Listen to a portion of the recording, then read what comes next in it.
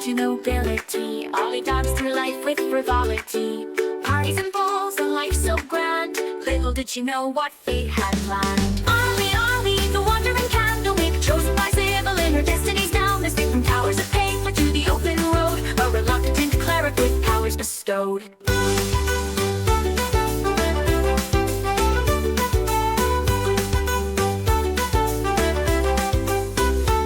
From luxury, thrust into robes, surrounded by tomes and dusty old globes. But Ollie's mind, sharp as a tack, mastered the legalese others did lack. Contracts and bylaws, she knew them all. Her litigious prowess made bureaucrats fall. In mazes of paper would she find a way to bend the rules and save the day. A holy symbol in a divine dream. Not all in the tower is as it may seem. A true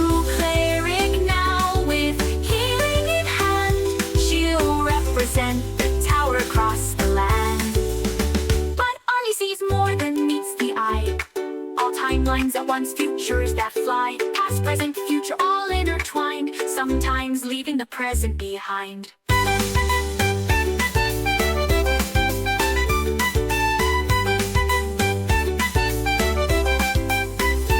Ollie sees more than meets the eye. All timelines at once, futures that fly. Past, present, future, all intertwined, sometimes leaving the present behind.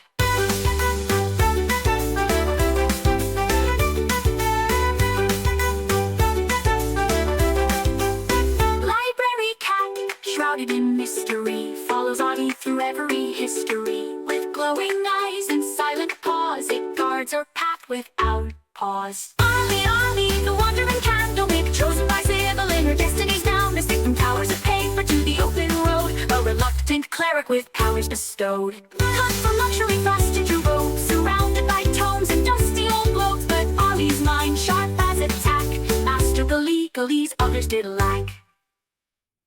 Oh, hoist up the sails, let the winds take a clip. For Thaddeus Turnpike commands his ship.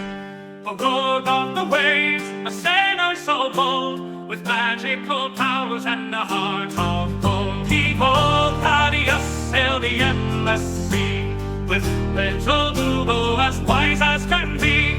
Through tempest and tide, they roam far and wide, the Turnpike legacy, their unfading pride. From the mighty Turnpike line he hails, with a lineage of captains braving the gales. A scion of seafarers fierce and grand, with the smell on his lips and the sword in his hand. Behold, Thaddeus, master of the smell, with little Bubo through heaven and hell. They dance with the stars, they flirt with the dew, their laughter echoes in the ocean's pool.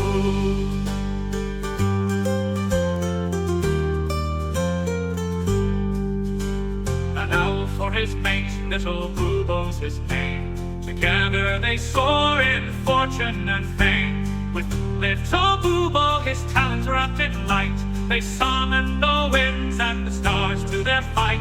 A curse of great power, a gift or a bane, Thaddeus wields it with little to fame. A rogue with a charm, a sailor with flair, he faces each curse with nary a care. Behold, Thaddeus, the sea's arcane knight, with little Bubo in the pale moonlight. Through whispers of magic and the salt-laden air, the Turnpike adventure none can compare.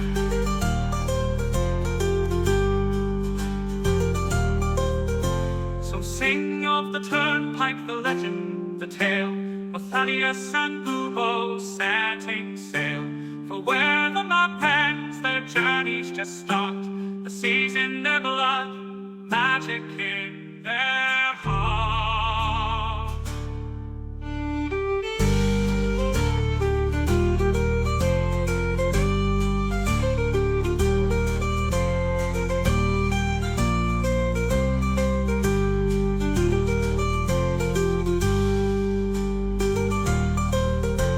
So sing of that Turnpike, the legend, the tale, of Thaddeus and Bubo setting sail. For where the map ends, their journeys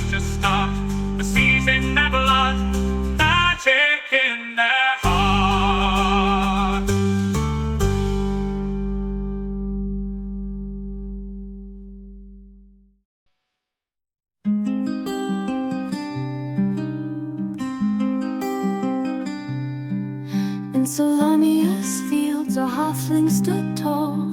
Sea gray eyes, a fighter's call. With Fiona's love and Angus' smile, his world was bright for a little while. Oh, Harold Grey with list in hand, a promise made, a journey planned. Each task he'll mark, each dream fulfill. For those he's lost, his heart beats still. From Zakar streets to golden fields, their family loved the greatest shield. They dreamed of wonders near and far, penned on a list beneath the stars. Oh, Harold Grey with list in hand, a promise made, a journey planned. Each task he'll mark, each dream fulfill. For those he's lost, his heart beats still.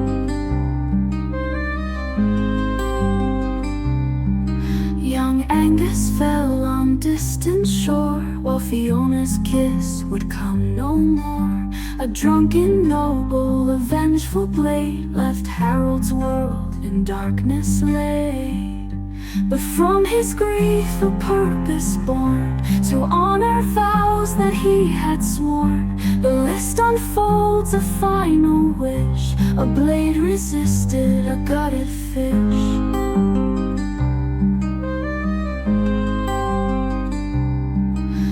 Harold roams through joy and strife, to live for three in one short life. From mountains high to oceans deep, this solemn pledge he vowed to keep. With boulder hat and iron will, he faces each task with hard-won skill. For every deed he sees it through, he feels their love forever true. And when the final task is done, when every battle's lost and won, he'll close his eyes, his duty clear, knowing his loved ones drawing near. In afterlife they'll meet again, their love eternal, free from pain. The list complete, their dreams fulfilled, a promise kept, a future will. Oh, Harold Grey, your journey's long, but in your heart they're never gone. With every dream that you fulfill, Fiona and Angus are with you still.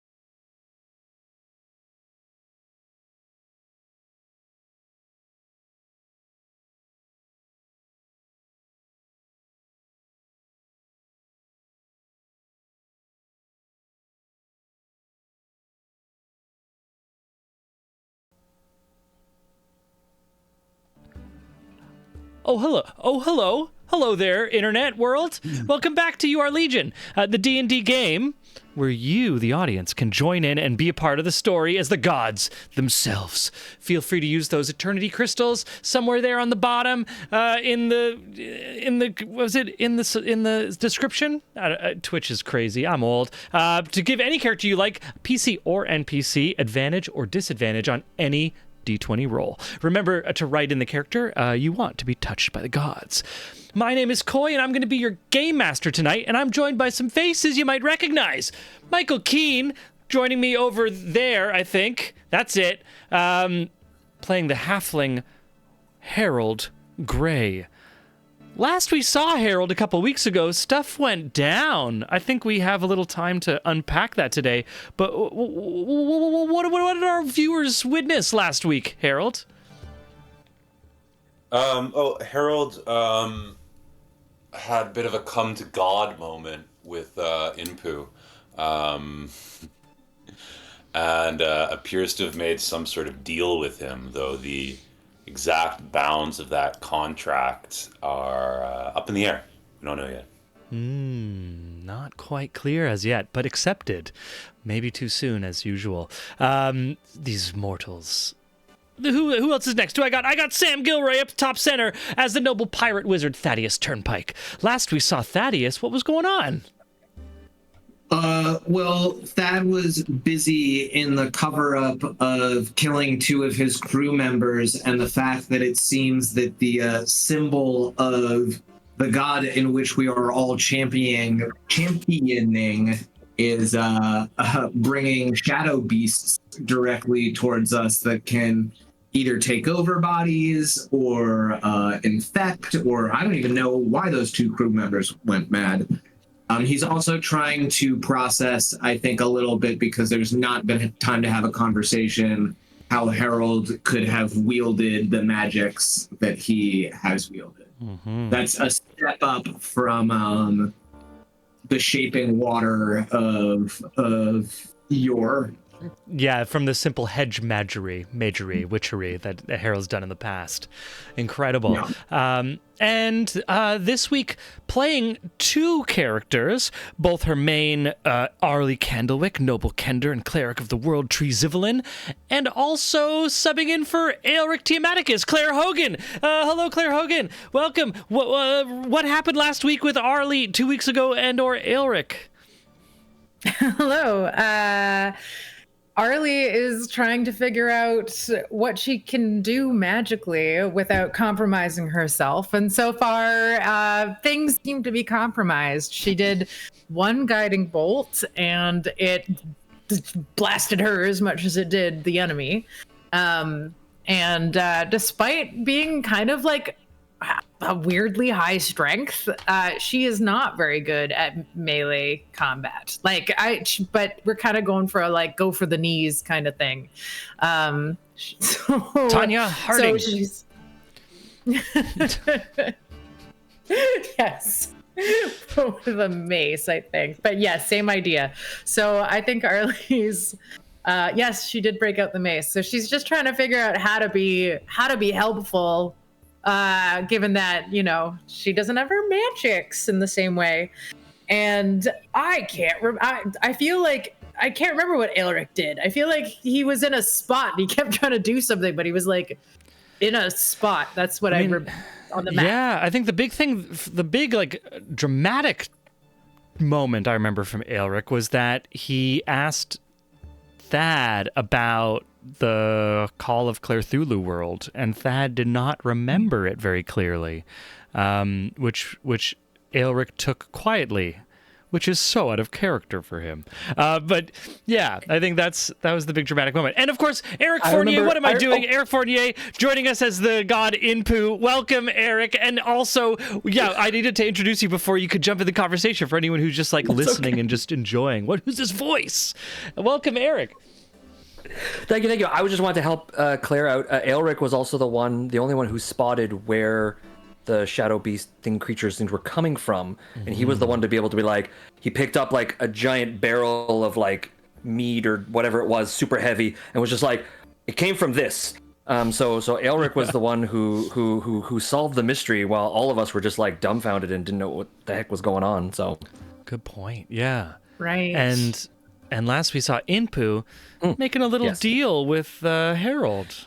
Is that right? yes, that's correct. Inpu is the first god to reappear to our heroes since the releasing them all, and he was extremely thankful that of the choice that they made, and had the opportunity to make a deal with Harold, which I presume Harold at the time Harold was very touched and very moved and was very much like, I need to get back to my friends, I need to get back to this. So yes, 100 times yes. And then, but I have a feeling that he's probably going to go like, okay, wait a minute, what did I just agree to? So, fun times to be had. Fun times. A reminder also from last week, both Thaddeus and Harold earned inspiration. Thaddeus for some very funny gameplay, and Harold for some Oscar-worthy gameplay. Just incredible gaming from both of you. Thank you so much. Episode 7, Season 2. The Maiden Voyage of the Apostate. No sooner had the Apostate cleared the celestial barrier surrounding Kalaman when the party was found by none other than Inpu, Weigher of Souls, God of Death. But that was not all. A swarm of tentacled voidlets erupted from symbols of Zivelin, branded into the barrels of alcohol which had been sourced by the first mate, June. Harold fell to the void, and then rose again. This was not the first time Harold had fallen in battle. It was neither the first time he rose again. Darker, some remnant of shadows of the place he had been, lingering on in the creases of his face and soul. What may have been a catastrophe was avoided. All religious symbols of Zivelin were collected by Thaddeus, and... well, this is a question for you. What did we do? We discovered that a lot of the sailors, out of the 80 sailors, about 60 sailors had brought on little personal versions of the Zivelin symbol. And some of them they were wearing during the voyage. Some of them they had left in their personal bags. Those that had been left, I think I'm getting some background noise maybe from Michael, I believe. Just getting some background noise. Amazing. There was some symbols that were left in personal belongings. Those were collected by Thaddeus and June, and you were able to isolate the remainder of the sailors who were wearing their symbols. So we had already rolled a deception. We had successfully created a ruse to the crew that the three crew members who had to be killed, unfortunately. There is a lie that they never showed up, or that they jumped ship while in the harbor. But my question to the crew is, what do you do with these symbols? How do you collect them? Do you collect them? What do you do with them? What do you tell the crew?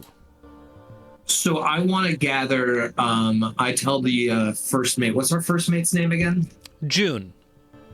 June, right. I tell June to gather, to put, like, once we are steadily at sea, if the bearing and the weather is good, DM, at this particular junction, I want to bring all of the crew together that aren't essential to running the ship, and with the message being to pass them on. And of course, I think I want to run this by the Kender before we do this, because it's a question about the gods. I think that I'm going to be like almost straight up honest with the crew, but not honest with the crew.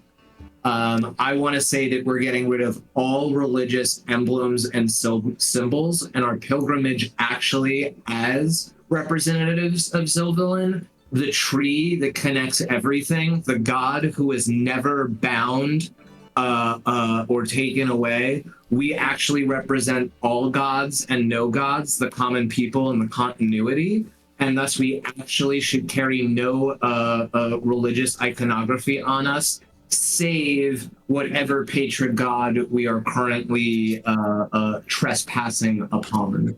So as long as we are on the ship, it is only symbols of Pontos. all personal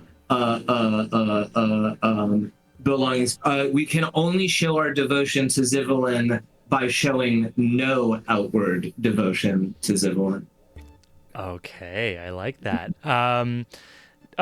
This is I'll say that this is like a little the little planning strategy conversation could be happening in the captain's quarters while the crew's getting together. So if Arlie has anything she wants to add to this strategy, you have an opportunity to do so privately.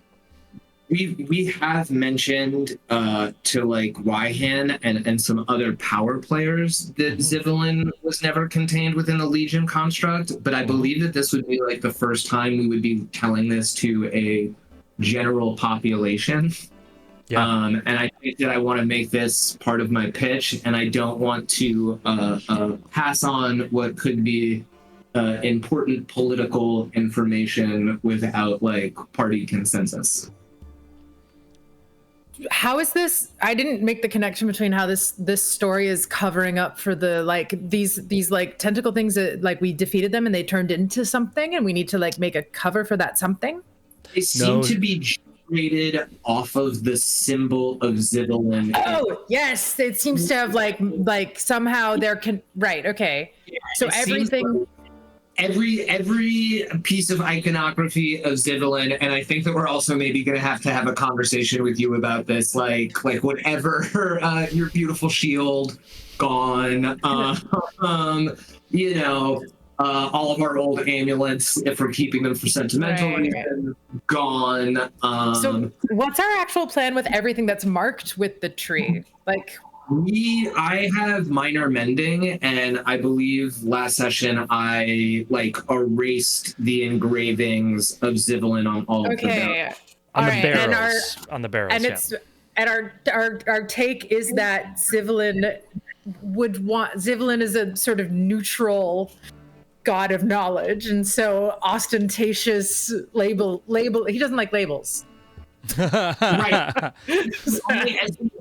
As the only god to protect us when nobody was worshiping Zivlin, you know, because there was no gods, yet there was a god who was looking out for, or doing the best that they could to look out for everybody, in the sense of like what happens when knowledge disappears, right? Because our crew is kind of fanatical. Am I misremembering that? Like we kind of have we don't have a bunch of they grabbed the symbols just because they thought like we were the gods, so they would do it as a show of solidarity. I don't think they're fanatics.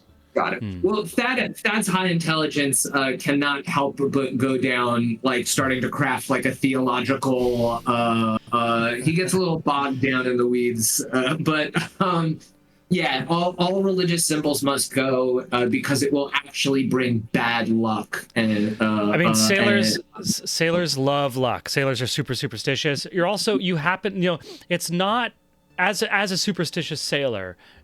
It's not necessarily random luck that now that the gods are free in the world, you're traveling in a ship called the Apostate, which denotes someone who has refused the gods. You could potentially say that the Apostate within its own naming gives itself an immunity to the gods because it declares itself as independent of the gods, right? So therefore, the ship, if you don't bring a symbol on board, you are somehow, it's almost like flying neutral colors, the way that a ship would fly a flag by like we're the Apostate, we don't serve a god. And if we do serve a god, then all of a sudden we have enemies. But if we don't serve any god, then like we're no one's enemy. Like there's potential to go in that direction. The other thing I think that we would start talking about, we've gone to the captain's quarters now. I think that the other thing that we need to start doing, thinking like aristocrats, is we are the equivalent to like the Vatican now, right? Like we are somehow a we are not just a party, but like we are a political thing. So I think starting to build up like a ceremony and pomp and like sort of like a legendarium around you as maybe the first cleric, right? We know that my sister is a cleric of Pontos now, right? Or chosen, or however we're saying they are in this, because I know mechanically not everybody who's been touched by a god is going to have a cleric. But like maybe we should start some like formality thing. And so as like the first cleric and the cleric of Zivelin, it's like you're a cleric of all the gods, right? Like Zivelin somehow as like let's get platonic. Let's get a little platonic with it. Okay, yeah. So Arlie has no. She's like, can we do like kind of a bit of a ritual, like a ritual to the apostate as kind of this archetype, this sort of a literary kind of archetype, and she so that.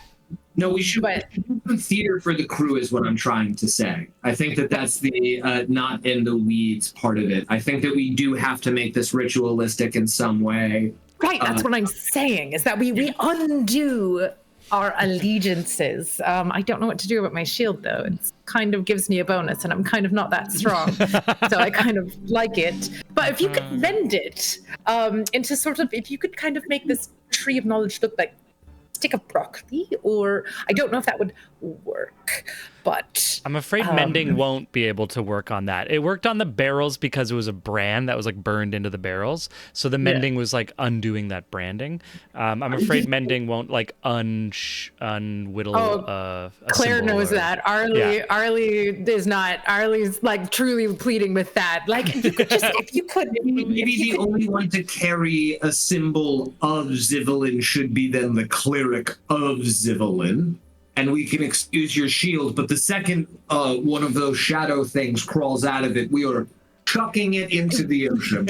Maybe we could lock it. We could lock it in a chest. No, we have to, no. If you're keeping it, it goes everywhere with you. We will take whoever is on shift will be watching it to make sure that no shadow things from the alternate world that I can't remember crawls out of it. Right. Yes. I feel like we should see Elric kind of flinch when you say the world I can't remember. That or get like 1,000-yard stare, which is kind of like his default, but like slightly more. It goes to a 10,000-yard stare. Amazing. Exactly. Incredible. Cool. So in that case, give me a. I say this would be a. Oh, I like these ideas. I'm sorry to interrupt. I like these ideas from Vikovar to either repaint the shield or choose a symbol for the apostate. Those are just like some neat thematic suggestions. Some very cool ideas. I think the symbol on the shield is like an engraving almost. So it's like you could make like an etch with paper on top of it. So there's like some quality. It's not just paint. It would require a bit of metalworking, and it's a magical shield. Probably doable by Aelric, given the proper conditions, because he has the skills. But it's part of it's like in the metal. So it would require like destroying it on the ship, or if you were to wait and like get a proper blacksmith, then you could probably do something. As Kevin just said, like you could try like adding scratches to it, and I would say that would be like some sort of a crafting roll that would have a low risk of damaging it, kind of like our classic like Black Panther scratches on Captain America's shield, right? So like it could be enough to etch it out. It could also potentially be a bit too much effort and break it, but totally an option. I'm gonna say for this, let's roll. Whoever's gonna roll leading this. We're going to do an explanation and a ritual, to kind of like reinforce the explanation. So I'm going to say this will be a roll with advantage, and it'll either be led by Thad or by Arlie. If you want to lead the ritual, it'll be a religion check. If you want to lead it with the persuasion, that'll be a persuasion check. So I will say you can roll one of them with advantage, or you can roll both of them and count that as like an advantage roll. Eric, yeah. Can Impu help? Impu is concerned and would like to ensure that that their mission succeeds, and that like because he's also very concerned about the fact that there's something else that he like he felt the darkness, he felt the void coming from these creatures, and he recognizes it, but he can't place it because it's too far back in his memory. Can he help to try and in any way, perhaps like using magics or whatnot to sort of like, you know, like if Arlie would like to do something arcana magic wise, you know, sort of use his abilities to make, you know, bliss splash poof, you know, like make Some things like happen, thaumaturgy you know. or some stuff going on. Do you have thaumaturgy? Exactly. Yeah, exactly.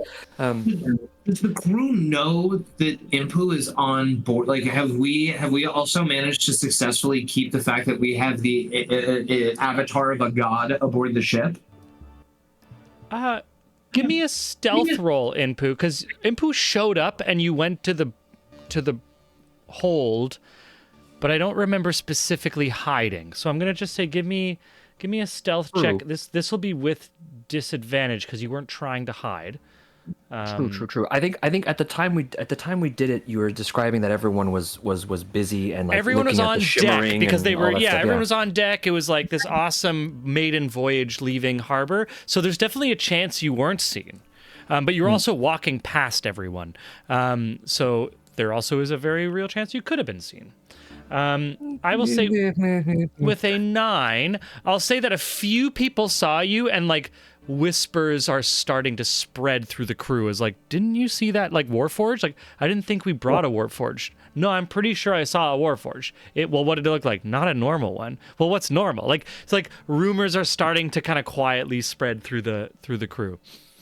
So I think that as part of our pitch, and maybe this will either lower the DC or do something, is I think that we also need to explain that Impu is aboard the ship, that other gods may occasionally be manifesting aboard this ship, and as a ship that is charged that could have any god manifesting upon it, other than Pontos, because we're in Pontos's sort of area, should be allowed aboard the ship, also out of due difference for any god which shows up. And Impu might be like, I don't know if Impu actually gives like 2 cares if there's other religious symbols around, but Thad wants to make very clear that like this might help sell the story. So if gods are allowed to lie to people, back that up. Please support me. Okay, amazing. I'm gonna say you're gonna roll a persuasion check, Thaddeus, with advantage because you're getting help from Inpu and Arlie. Every 2 above 10. So it's DC 10, every 2 will be -1 to the difficulty of the ritual that follows. I'm casting guidance on myself. Cool, for sure. Arlie's just gonna she's in the wandering cleric's robes. She's ready to go. Like she's always Let's do ornamentally. Amazing. Yeah. My speech to the crew comes out at a 15. A 15. So that's going to be -2 to the difficulty of the ritual. The ritual is a DC 20 -2, 18. You're going to roll that with advantage as well, Arlie. That'll be a religion check. So, Okay, I'm just gonna roll twice because I'm rolling in D&D Beyond for some reason. Those are my 2 rolls. They should be sent. Amazing. 18. There you go. That hits. That's your DC. Incredible. So with the combination of this persuasion plus a ritual, with that successful ritual, you are able to not only convince the crew to give up their symbols, and you can destroy them in any way that you choose, but you are also able to craft a new ritual that actually harnesses the collective belief of your crew. You are harnessing the collective belief of 80 crew members plus your own selves, therefore forging kind of a spark of something new. This is, you said you need to kind of establish yourself as your own polity entity. This is the beginning. With that successful roll, you have now you are a spark in the darkness in a celestial field. You have something that can now potentially light a greater fire of belief as we move forward. The seed of hope, the spark of hope. Incredible. Would you like to describe this ritual, Arlie? Do we have an idea of what this ritual could look like? This is Is Thad doing the talking, or Arlie's not? Is Thad doing the talking to the crew? Yeah. I've given a speech and said that they need to collect and give all religious symbols and iconography that they might have on them. Okay, so what are? By the way, Sorry? Legion is a god, specifically Impu. And We revealed that. Oh no! We can't. I mean, we can't. They're gonna change. Who knows what the next god is gonna demand? Whether Impu is laid back, but we can't be sure of that forever. Tell me about it. Yeah.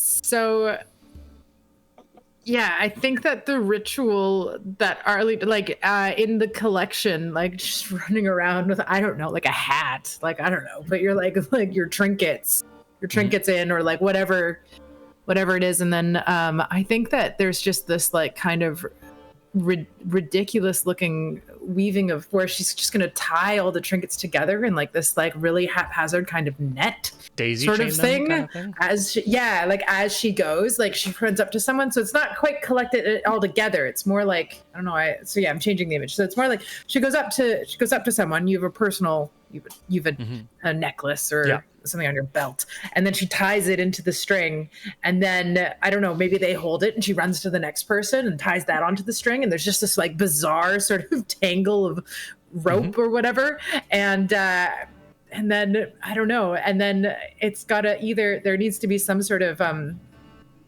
something needs to happen with it, and I don't know if that means destroying it or throwing it overboard or Do you want? I mean, we know they're risky, a right? skip rope? We know we know that it's risky to leave them around because they could potentially be vectors for these void swarms.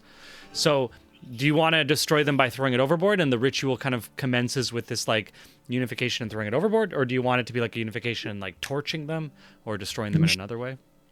We should burn them. We should not let the DM have some kraken swallow them. And we are not putting that in the food chain. No. All right, how do you have fire on a boat? I assume it's possible, but I don't know how. I think you have fire on magic boats is fire, bad. right? We guys have magic fire, right? Like I don't have thaumaturgy or even holy bolt, or what is it called? Oh, sacred flame. Sacred flame. Boom. Yeah. Okay. So after everything is collected, at which point Arlie instructs everyone to drop their object, and so this thread just falls to the ground, and then she just starts to rope it up really, it's all tangled. People are having to move their feet out of the way, and this snaky sort of thing, it gets caught around the one of the main masts, and she's just give it a quick nick, and I'll just keep pulling it in. And so she reels them until she's got this bundle of this net things. Net. It's very Kender, very chaotic, very this is the sacred thing, and she is going to thank everyone thank you very much for your cooperation. Don't worry, the gods will not be mad at you because we fly under the banner of the apostate, which is sort of this fantastically neutral territory. And this way, we're not playing favorites. And this way, don't worry, you still have your own personal allegiances and you can go home and worship at your personal altars. But here, under our flag, we I love it. I love believe it. in ourselves. And if you've ever seen like fishers who throw nets like it's this bundle and it's thrown and it kind of opens and lands in a circle. I don't know if anyone's seen that. It's like traditional fishing. Arlie creates this net of all these holy symbols and rope, bundles it all up, has a speech on the poop deck over top the assembled crew who are all there for part of this ritual. They're emboldened. They've been told a truth that is understandably dangerous, that we are not only serving a cleric of the God of Wisdom, we are also a vessel that seems to be a lightning rod for gods that will just show up. So we got to be ready, guys. And the type of preparation we need is more than just oiling the ropes. It's also like making sure we're celestial prepared. This is a scary thing to offer the crew, but is done so in a way that earns a sincere faith. And that faith and belief, as they stand watching you, Arlie, you throw out this net of holy symbols. As you throw it out, casting sacred flame, and the flame lights the rope on fire, and it's as it disintegrates and the flame reduces to nothing, and they are kind of covered in this holy flame, in this net that was of symbols and is released, kind of representing that they are both protected by the net and free of the net of singular faith. And such you create the first ritual of what will become a movement. Oops, sorry, founded a different religion. Didn't mean to. It's a bit of a cult sort of sect kind of a thing. But what do I roll for the wild magic problem that I have? Yes, you will roll a d20. What if, if I may, Yeah. Arlie Impu could remember, cast that spell. I was like, Impu could cast the Sacred Flame. True. If you would Impu like to could try and cast it save if you- yourself from that. Impu Yes. did ask to help. So if you want, Arlie, Okay. Yeah. Impu can do so, that for yeah. you. Yeah, she's gonna toss it up in the air and be like, "That's your cue." Yeah, exactly. So your cue is when I toss the net, you cast the flame. I totally could do it myself, but it might kill us all. Incredible. While... Basically, Impu is giving a godly acceptance, or like he's in this case, he's representing the gods. Some of the gods might not like this, just putting that out there, a little disclaimer, but he's representing the gods going, I am okay with this decision. This is a good thing. And showing everybody on the crew that like, hey, if one of the gods says it's okay, the rest of them must be okay with it too, right? It's kind of like you need a sign off from a manager. Inpu's a manager. You know, like it's just, it doesn't mean, it's not my manager, but you know, I got the signature. Yeah, exactly. Someone can check it later. Amazing. As this ritual is being kind of strategized, formulated, prepared, executed, Harold is elsewhere. Harold, where do we find you? Where are you spending your time while the crew and the the managers, the executive class, are dealing with the general crew and these holy symbols? Harold is in his room, where he expects that Inpu will eventually come find him. And he is struggling with, it is an experience not unlike the one that he went through in Claire Thulu, of suddenly having the realization of all of this, not like a box opening in his mind. He's struggling with all of the arcane knowledge that's just sort of pinging through his neurons and trying to think it through.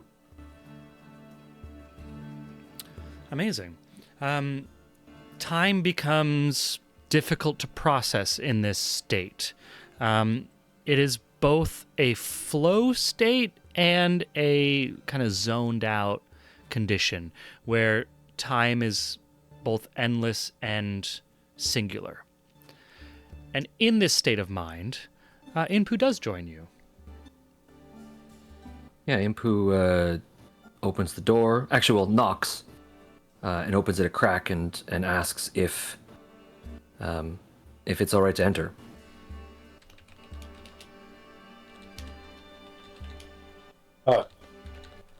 Yes, please. Lowering his frame to get through the door and keeping hunched, walks in and looks around to find a suitable place to sit down and eventually decides to just sit cross-legged on the floor because it's just easier. I presume you have many questions, young halfling.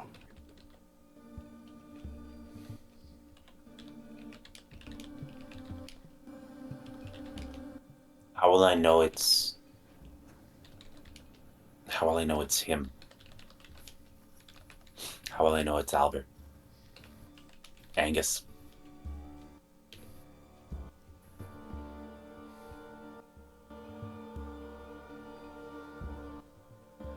For one, you will have a familial connection. He is of your blood, your soul. So you will feel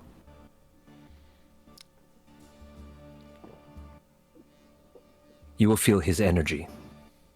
It will be similar to yours.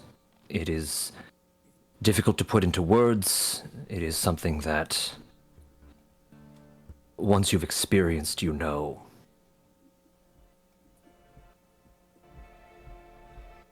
He will also be one of the younger of them. If he is put in one of the iron machines, depending on how many times he has been reborn, how many times he has died, he might still actually remember you.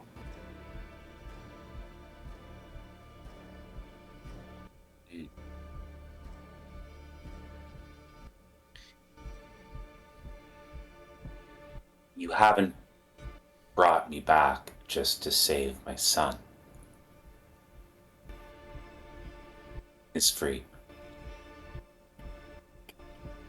This is true.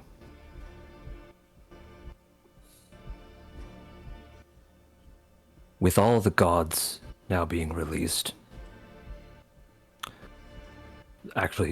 with me now being released, there is much that I must do to catch up on, if you will. And I made a mistake 500 years ago that I need your help to finish and to fix. I want you not only to free your son, I want you to free all of them. Find all of the lost souls and free them of their servitude.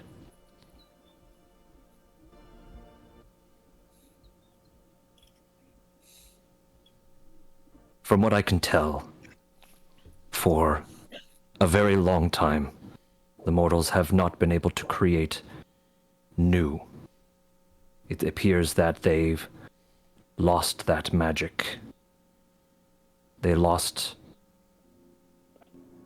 somehow to recreate it.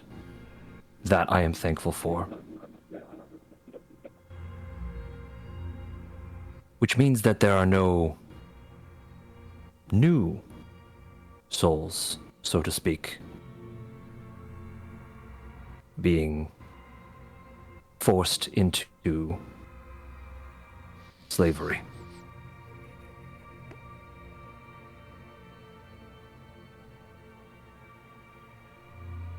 The other reality is that it appears that over the 400 years that all the gods have been gone, the mortals have discovered ways of keeping us gods out of places they don't want us to be or see. Example of that is the dome that protects Kalaman.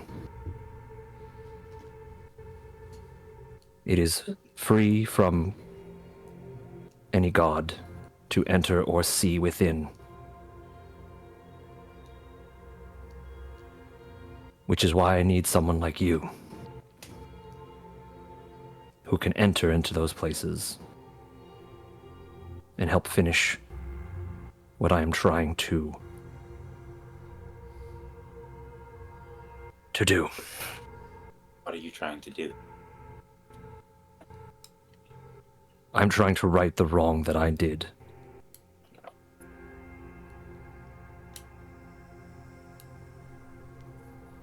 By allowing the mortals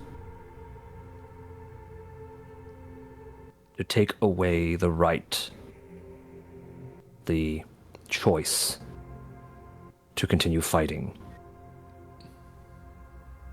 I was complicit in that action.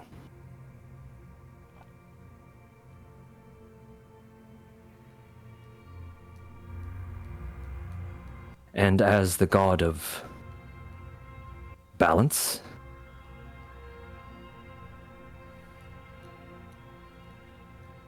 I do not feel well with that decision. Is that the only imbalance you seek to redress?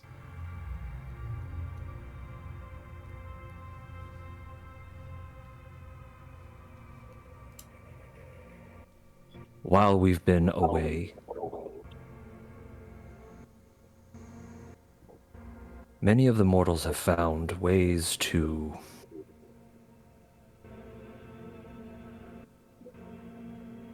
unnaturally survive. There's a reason why the wheel turns. There's a reason for death. There's a reason for rebirth and renew. And those who break that chain, those who do not allow the wheel to continue turning, poison the world.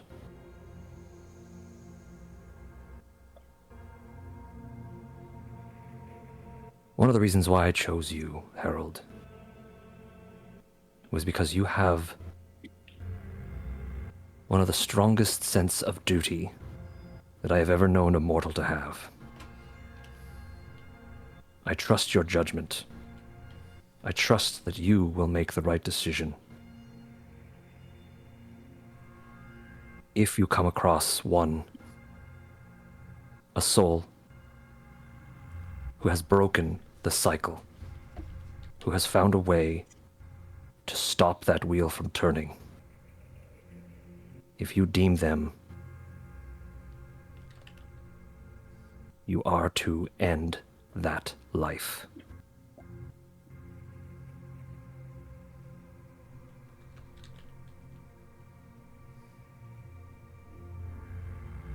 What of gods? What of them?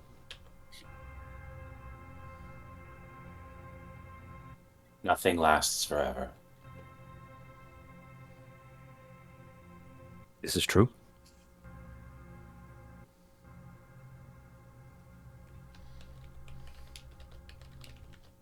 The reality is that, although we may not admit it, we gods also die and reborn. Although our lifespan is much longer.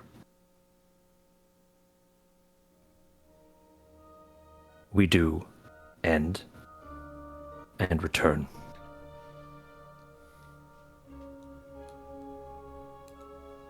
I am not the first to represent death.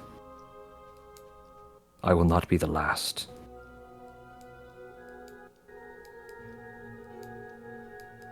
But for as long as this world has known, I have been that person.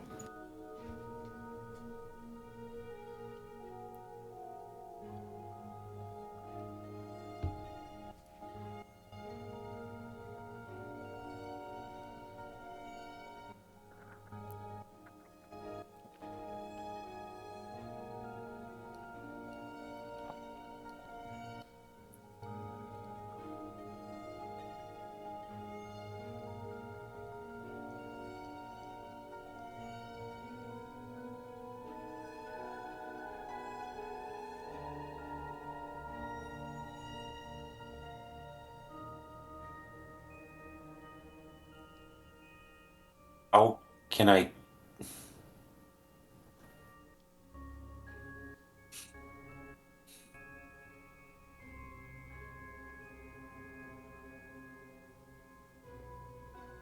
I,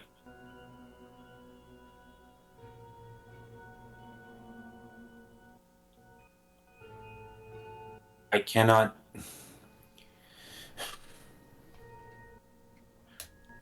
I hate kings in Pooh. I hate kings. I hate queens, princes, barons.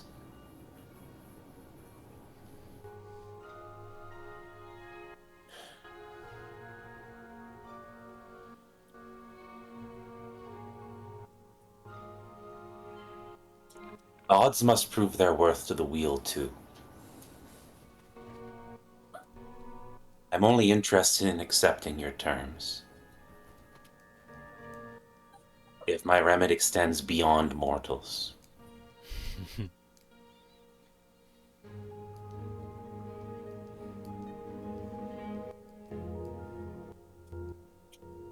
I understand.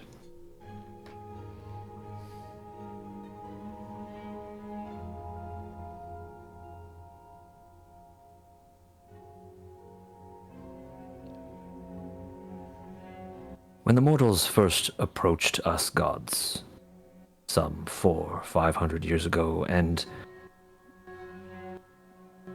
posed that the gods be gone,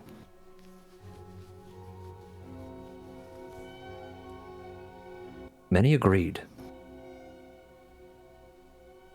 Many agreed that too many of the gods were troublemakers, too chaotic for this world.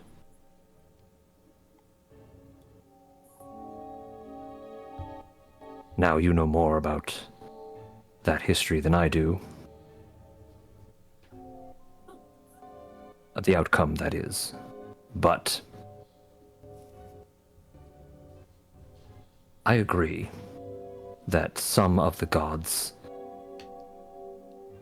do not need to be here.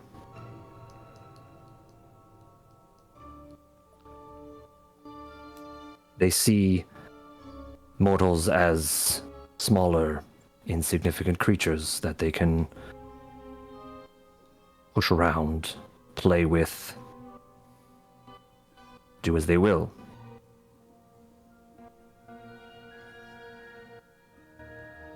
Those are the ones that I think need to be banished from this place.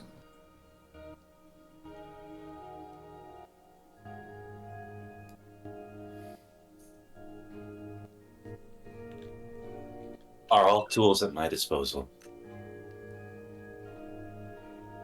All tools?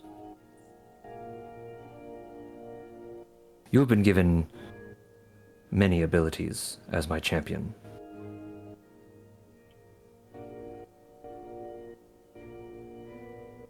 And with time, you will gain much power to be able to, yes, even take on a god.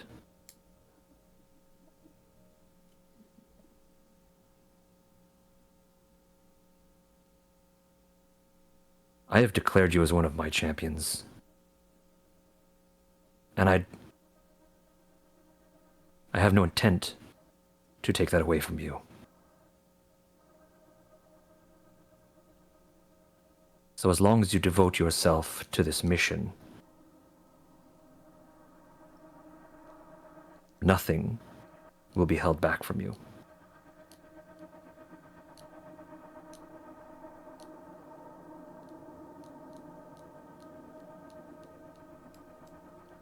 I accept your terms.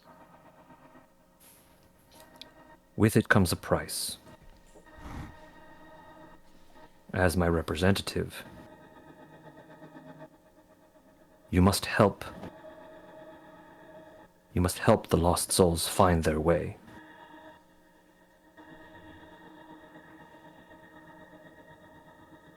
You cannot refuse to help a lost soul.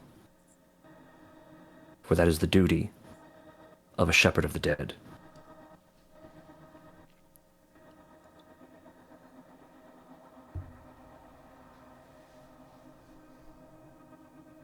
And as I said, terminate all unnatural life that you deem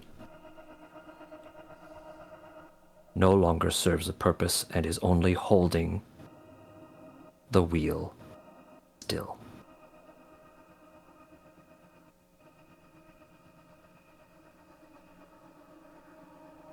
Do you still accept?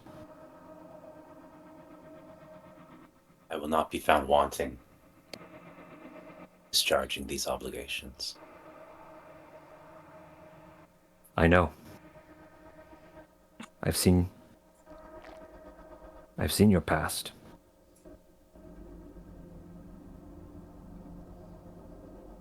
I know that you will make the right decisions.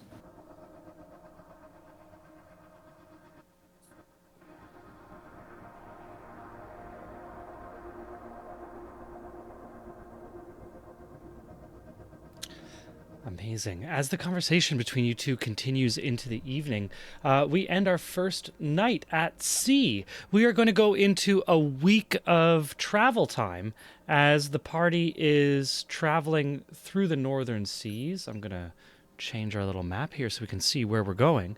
And maybe is everyone able to see this map? I need to reload my screen for the people at home here.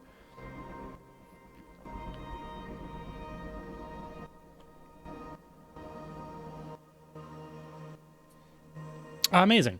Here we go. So this is our map of where we are. I'm going to draw a little... we got to go all the way to here. It's a little bit of a journey. It's about 7 days if the weather holds. So we have some downtime. We are going to be passing along the coastline of the land Thaddeus grew up in Nordmar. Also potentially passing by, as you mentioned last week, Dragon's Graveyard, which is a aquatic. It is a underwater mining source where most of Solamnia and the surrounding region collects magical items and artifacts and dragon bones that are able to be used as key components for magical spells and magical artifacts and items.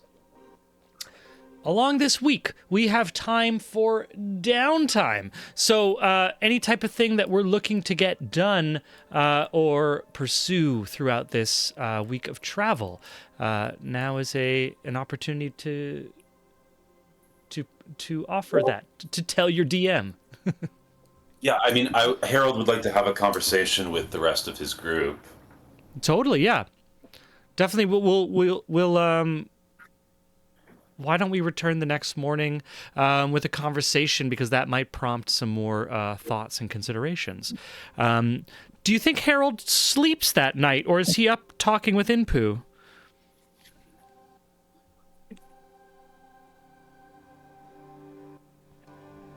I don't think he sleeps. I think he spends the night on the deck, looking out the stars. Cool. So then, Thaddeus, you're probably the first person to see Harold. Life on a ship, old habits kind of come right back, up before sunrise with the morning shift, it would be. There's 3 crews on ship. Everyone has 8 hours. 8 hours on, 8 hours off, 8 hours sleeping. Off is a very general term. Off includes cleaning and other stuff that you can't do when you're sailing. And Harold, you come up to the deck of the Apostate. It is there's still a bit of a breeze, but you could give me a nature check to check the clouds. You want me to roll something? Sorry. Sorry, I meant to be talking to Thaddeus. That's my mistake. As Thaddeus comes to the deck, can captain of the ship, experienced sailor, pre-dawn light, smelling the air. Not With a 9, Thaddeus, it's still early. It's one of those periods where, like, you've seen too many days that look nice and turn bad, or stay nice. It's kind of hard to tell before the sun rises and it really sets the heat into the sky and changes the effect of wind. But while you're taking a sniff of the wind, you see Harold looking out over the deck. I will say throughout this conversation, any of the other members of our crew can wake up and join if they so choose a dramatic, significant time. well, you're up early. Up late. Uh-huh. A word of advice on a ship this small, Harold: sleep when you can. That's wise. Thank you, Thad.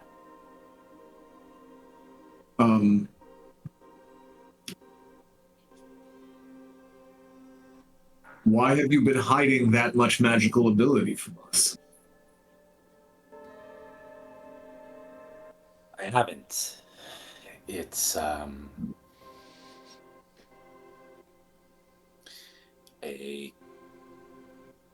measure of Inpu's power. A measure of Impu's power?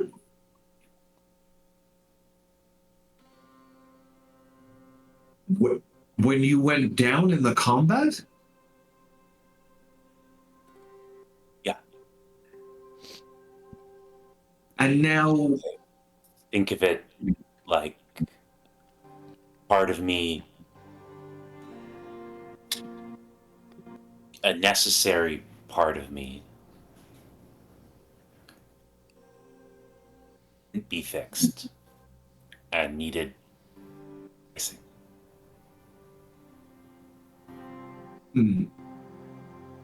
Does this make you a cleric, a holy man?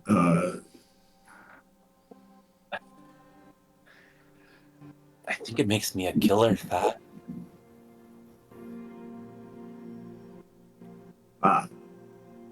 God of death and all of that. So you're a reaper, I assume.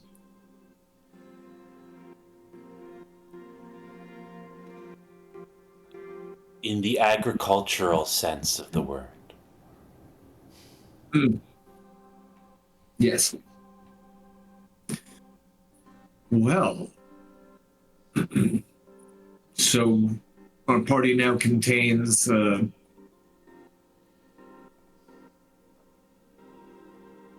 ambassador of knowledge and death. Not death. Once.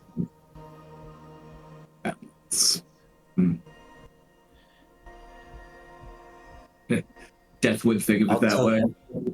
I'll tell you what, Thad. Let's wake the others up. Let's have it all out. Amazing. And where would we like to have this meeting? As Thad mentioned, a ship this size, there's not a lot of privacy. Now, you are obviously Thaddeus as captain and the rest of you as officers or equivalent. You do have a number of private rooms. You could be there. You could also kind of demand privacy at the bow or a different location, or the hold, for example. Just to set the scene, where do we have this private conversation? Harold would invite the party to his quarters. Seems fitting. If we all don't fit in Harold's quarters, Thad will make Captain's quarters available. Amazing. I will say that captain's quarters will be more comfortable for having everyone, specifically Aelric. Aelric kind of turns it to be like, yeah, we could probably fit everyone in this dorm, to like, this isn't going to work. So, there's going to be wings in the hallway. Yeah, incredible. So everyone ends up we have June is captaining the ship. It's running smoothly. Our officers, the party, Inpu as well, finds themselves in the captain's quarters, sitting in the most luxurious 10 by 10 room you've ever been in. Harold would not have invited Inpu to this conversation. Oh, cool. Okay. Good to know. Good to know. Inpu, you're not invited. I also feel like when you go to summon Arlie and Aelric, like Arlie will be asleep and Aelric will just be like fastidiously looking at the shield and sort of who knows, like, absent-mindedly, present-mindedly contemplating possibility, I guess. Are they sharing quarters? I don't think so, but I don't think they're doing that, but I think so. Arlie's sleeping, but the point is the shield can't be. The shield can't be unattended. Is the picture I'm painting? Not so much that they're sharing a room. No, he's gone full protector. Mm-hmm. Yeah. But yes, then they will appear. If Harold is summoning them both. Awesome. So in that way, finally, I would say last entering the room is Arlie and Aelric, who come and join you in the captain's quarters. Looking out, you're traveling north at this point, so there is no. There's a little bit of light coming in through the eastern, your starboard windows, but for the most part, it is a well-shaded room. The breeze from the ocean is coming in, salt water. It's almost a little chilly with the windows open because the breeze is coming through in the shade. And it's here in the rocking of this galleon, the Apostate, that Harold sits everyone down for some valuable information that people need to catch up on. Sorry, Keen, what? A jump scare in the chat. So joining Harold is Fiona. I know I described her earlier. For our audience, I don't know if you've watched the Hobbit trilogy, but there is a moment when Galadriel breaks bad when fighting Sauron. Somewhat evocative of that. A tall, greenish tinged with heavy eyes, her hair almost wet, and yet somehow also weightless as she floats 3 inches above the deck. Harold, and to note, Harold is also wearing a red sash across his waist, like the belt of a robe.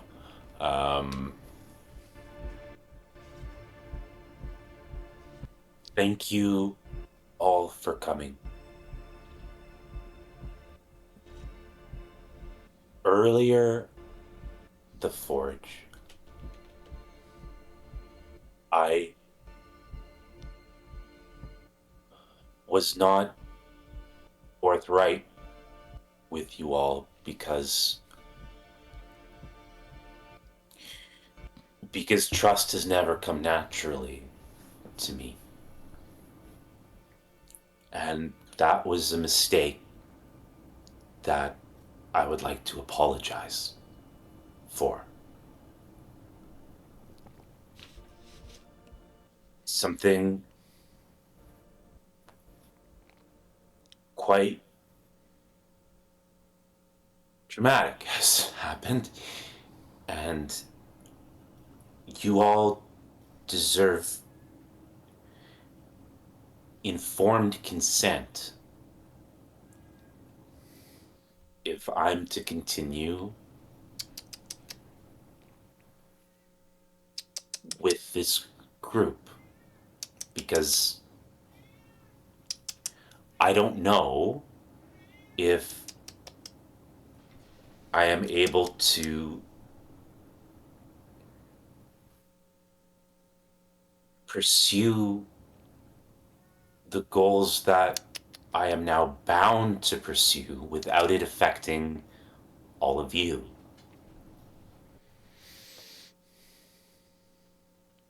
When I died yesterday, and Inpu brought me back, but nothing is free. He has charged me to act as his champion in this realm, to advance his agenda at the expense of any other. For now, our agendas align. They may not always. If I renege on the deal, be choosing to accept the fate that he helped me briefly to escape.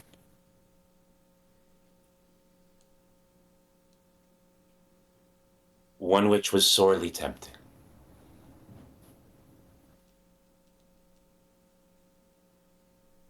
He's asked that I ensure that the wheel continue to turn. In his absence, there are forces that have conspired to subvert the natural order. Some of these forces are mortal. The Knights of Kalaman have harnessed the souls of their dead and entombed them without their consent or foreknowledge in the constructs that we have observed. This is a great injustice. To Inpu, it is heresy.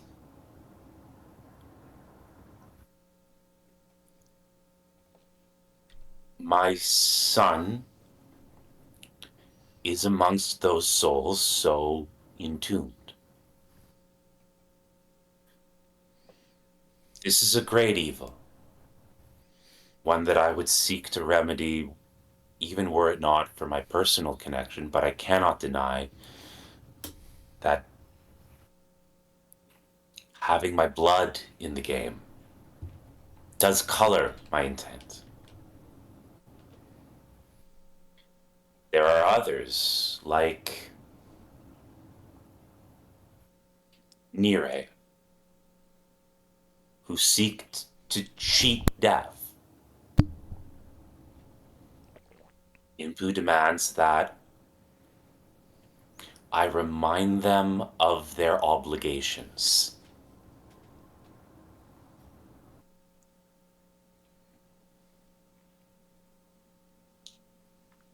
There are gods that no longer serve the natural order.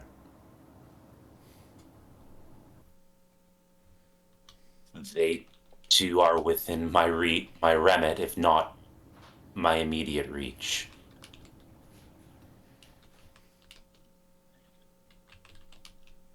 To continue traveling with me, therefore, is to understand those obligations. For now, our goals align. Nire must be ended. Zivalin must be saved. The Knights Kalaman must be prevented from starting another war. Knights Salamnia. Hate titles.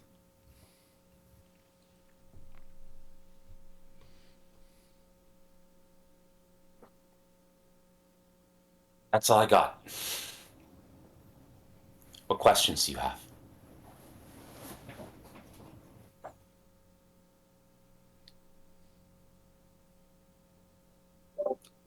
Thad makes eye contact with Arlick, Erlich, and they let a moment pass between them. And then Thad turns to you, Harold. I'm almost positive that I speak for everybody here that if freeing your son's soul from the Knights of Solamnia and shutting down their soul-driven degradation machines and the threat of death wasn't hanging out over you, I think I speak for everybody here that we would accompany with you and free your son's soul without question. We have no issue with you joining us and being a part of your quest to do whatever Impu wants. But I think I speak for everyone that the second that Impu's goals and Zivalin's depart, and were we to become enemies, that would be an unforeseeable tragedy. But I think that you know where at least my and Arlek's loyalties would lie.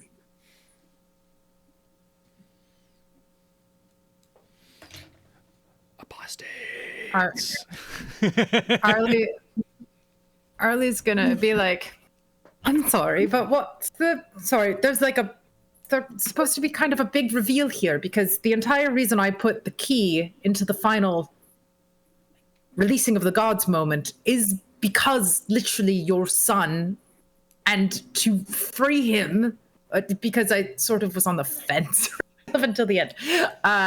So the entire reason that Zivalin and myself and all of this is happening is because your son. So it would be really bizarre if I just sort of decided that now I was ready to put my foot down and say no. So what I'm saying is I'm in, or at least you're in, or everyone's still welcome to be personally implicated however it is they find themselves. Harold runs across the room and embraces Arlie. Oh. So cute. It's so cute because they're the same height. They're the same height. You can feel him shaking a little bit. Oh, right. Sorry. Yes. Sorry. I thought this was obvious. But yes, happy hug. Yes. Aw. Beautiful. Thank you.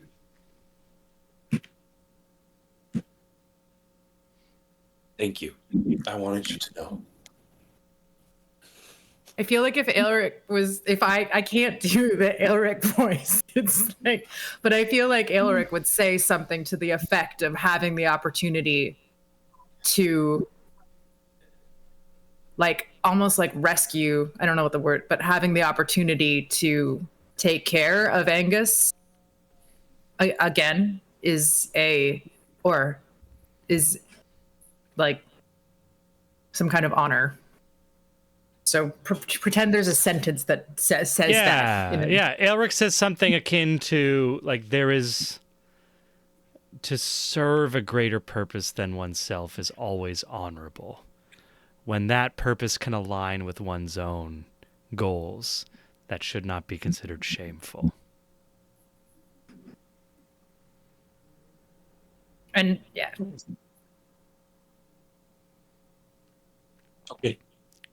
Okay.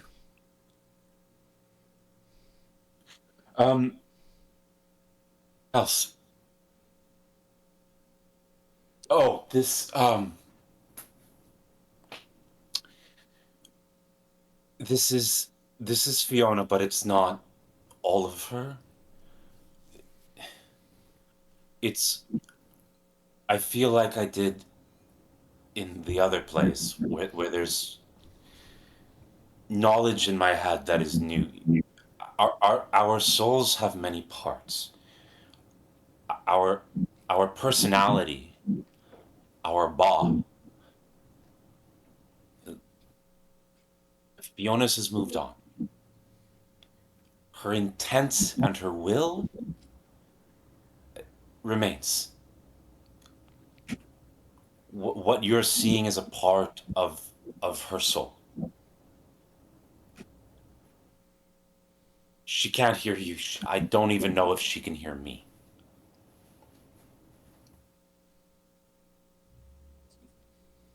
But this is her love for me. Fest. I'll try not to let it spook the crew. To clarify for myself and for the audience, Harold, so are you able to... Is Fiona always visible, or is she able to become invisible at times? Harold could...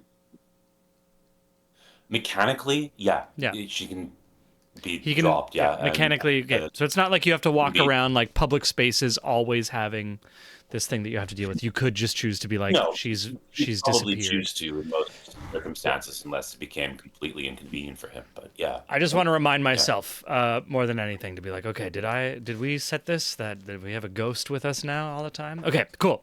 We do, but not always visible to everyone. Great. Fiona the Friendly Ghost. Exactly, Alps. Incredible. This is as you continue talking, as the good hug transpires and the sun rises higher into the sky, Thaddeus, you smell the first wafts of warm air across the cold sea, and you smell a good day of sailing ahead. With this downtime that we have, I want to offer to the crew, to our crew of the Apostate, anything that you would like to do. This could be something you do by yourself. This could be something you do with members of the crew. This could be, potentially wanting to stop by at a location that you're passing by. Now, there is clearly like a central thrust to where we're headed, which is the portal into the Shadowfell that will lead us to the entrance of the Web's Edge, as it is called, the location of this first piece of the 7-section staff, the magical staff that we are grabbing. But it's a long road trip. It's not a road trip. It's a long voyage. It's a long sail. So spending a few hours or half a day to go to do something is totally within the realm of moving quickly, if that makes sense. So we do have time to do things on the side, forage for things, just asking for what we're searching to do over the next few days. I'll start with Inpu, because Inpu was left alone out of that last conversation. What happens to you what do you think? How do you think the crew reacts to you as you're alone? Where do you go? Do you kind of isolate yourself from the crew, or you just kind of do you pretend to be a Warforged? That's a very good question. I don't. No, Impu doesn't pretend to be the Warforged, or at least he doesn't outwardly say, I am not a Warforged. He doesn't, like, if no one asks, he won't divulge the information, if that makes sense, right? Like, don't ask, he won't tell you, right? If you ask, he won't lie. Impu is with these new dark creatures that have arrived, and with a lot of the information having once being released, he took some time to, like, WTF to all the other gods and be like, what the hell happened? So he's trying to put it all together. And now with this new presence of this dark void force, he's trying to remember where this all feels, why this feels familiar in a really weird way.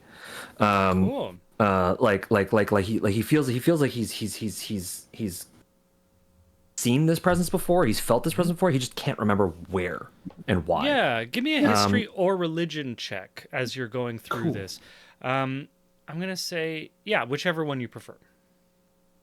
Let's see here. Kind of the same to a god. This is true. This is true. And they're both about the same. And Kevin to my- has given you, actually, I should say, Thor Odinson has given you advantage to this. Amazing. There is no Thank you, greater Thor. fight than that of research. Says Thor. History. Yeah, incredible. Wonderful. With an 18, Inpu, you spend some serious time. You're focusing on this problem. So you don't search out interaction with the crew. A hulking, godlike Warforged type construct that is looking to enjoy its private time on a galleon is not interrupted. Let's just put it that way. So you are left alone as you do this. With an 18, you realize the thing that was the reason that you are struggling with this is it's kind of like before we as like not in game, but like us as English speaking people who use symbols, before we started using the Arabic symbol for 0, the West didn't have a good symbol for 0. We kind of never used one. The symbol for 0 is a weird concept, and it's not just a mathematical value. There's a philosophical element to it. What is nothingness? How do you define nothingness with somethingness? The reason you were struggling at first to identify this thing is that this thing isn't a thing. It is the absence of a thing. And the tendrils that you see are more rips in the fabric of reality than they are like tentacles. Tentacles are something. These are kind of, if you were to take the paper of reality and tear into it, those tears would be these kind of absent strands or threads. Were those to move, they would appear tentacle-like through three-dimensional space. What you've experienced is named so many things because the name never really fits. But any name that has attempted to encompass what you've experienced is kind of like a 0. It is trying to encompass an absence. This absence is both the beginning from which all creation came from. It is the true ending from which all things in existence return to. It is the beginning and the end of all time, and it is what is outside the bounds of reality and time itself. It is something that, since reality and time were created, should not usually exist within it, because reality and time is something. The fact that this nothingness is appearing within reality speaks to a shattering or a tearing in reality itself. And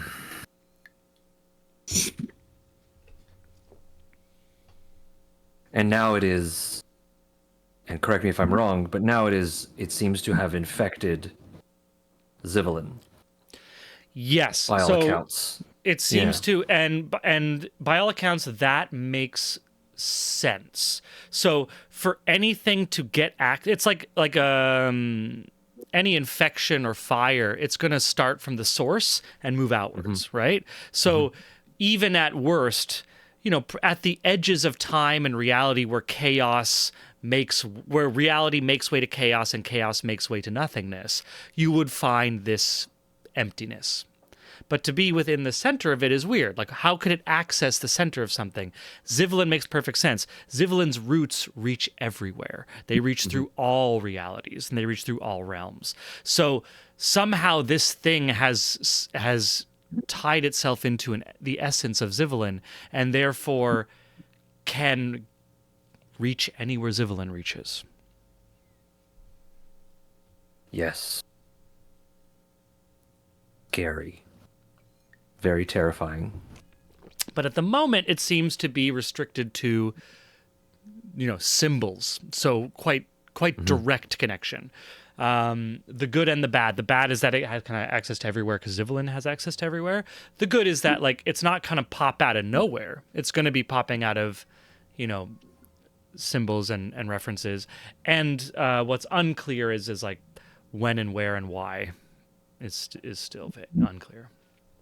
Right. I would like to share this information. Once maybe it's one of those situations where Impu is just sort of sitting, laying, meditating in a way, and so the next time that he would see any of the party, is when he would find the time to snap out of it, if you will, and be like, oh, okay, you know what, I should stop trying to think about this. I should let you know about what I've remembered, what I've gleamed. In case this is one of the information. voids of nothingness, by the way.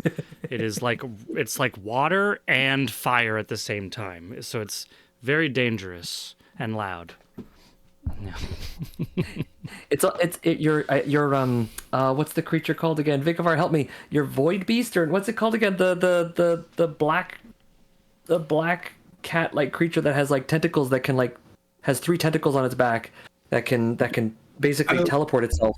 A displacer beast? Yeah. Yes, your displacer beast is missing it's missing its tentacles. It hasn't grown into This is its my little tentacles yet. displacer beast. Yeah, it's a kitten. Displacer kitten. Hello, displacer kitten. Oh, yes.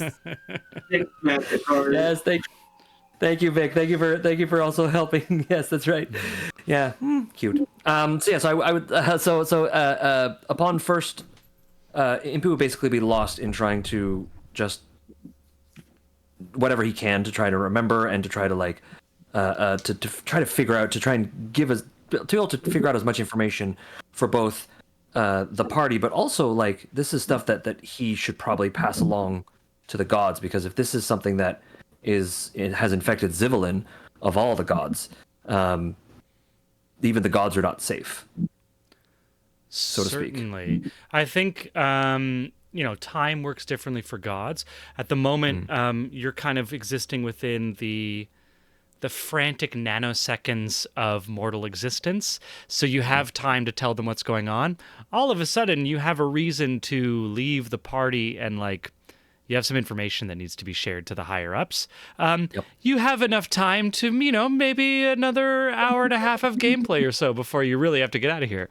Something vague like that, I mean, I'll pass along the information. Mm-hmm. I'll help people, pass the hurdle if they, if they need to get past this particular hurdle in order to move on to their next step of their journey or something. But I mean, time is of the essence. So I mean, we got to get this done now.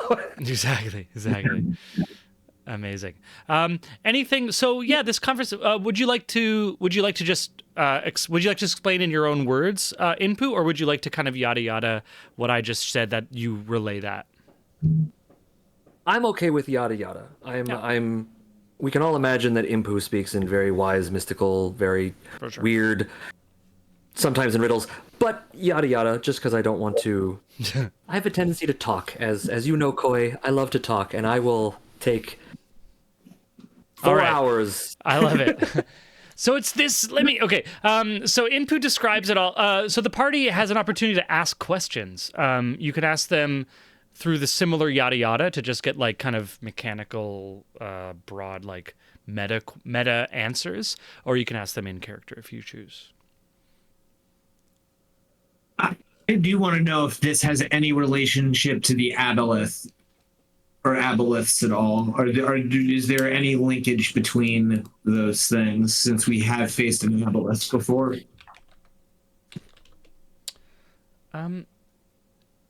That's a good.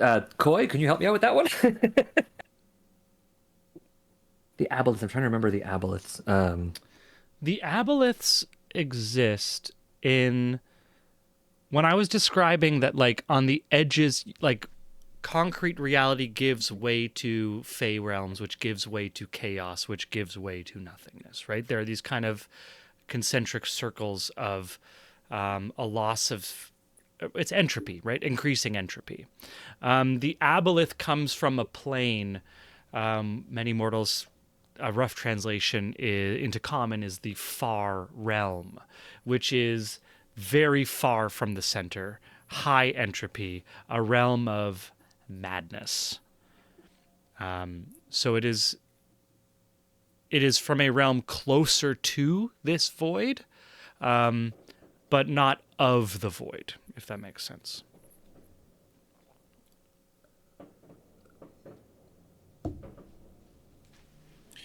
Harold would just want to pass on to Inpu, if we haven't already, that its name is the Black Goat of the Woods with 1,000 young. In case that helps any further inquiries. Yeah, love that became canon. Thank you, Claire.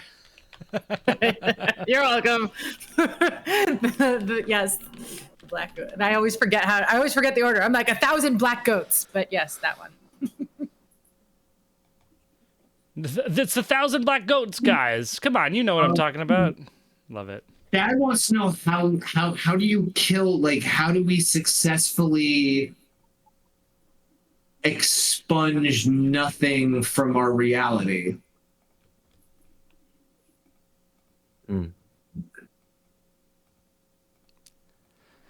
That's a great question. That's the fun part. You don't. I believe all of us were able to do it once. Gods, mortals, everyone of this realm, Fae, all creatures were able to expel and push away. But it's like holding back the ocean on a beach. There's only so much you can do when a wave will come crashing, and you'll have to rebuild the walls to hold it back. There's a crack in your wall. It will get bigger if we do nothing about it. And we can seal the crack just by saving Zivelin.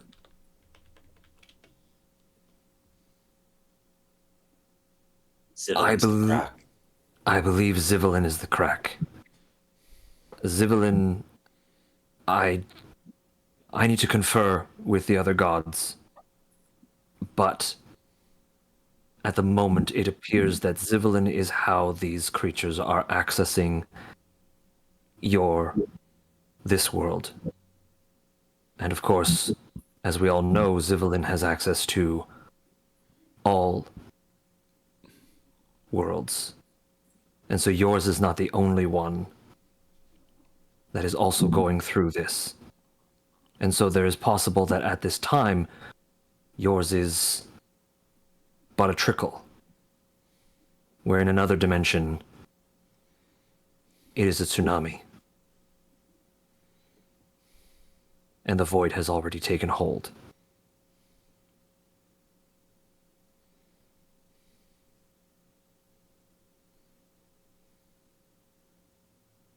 Kind of fitting that you've released us at this time, because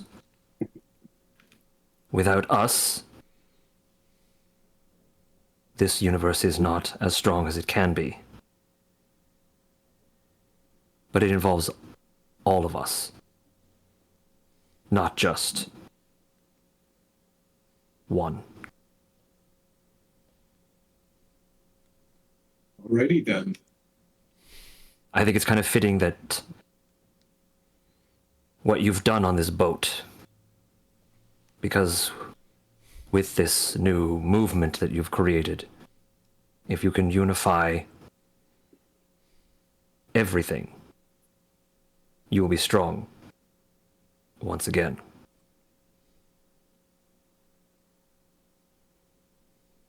How providential. It's like it was meant to be. Amazing. With that, I'm going to say we'll take a break. We are at 9:18. I think we deserve a little bit of a break. 9:28, 9. Let's say just past 9:30. We'll be back, according to my watch, Eastern Standard Time. Thanks so much for watching. Stick around. We have another little bit of play to go through. And I'm gonna go to break time so we can all enjoy some stuff. Break time, these things. Okay, yeah, that was scripted.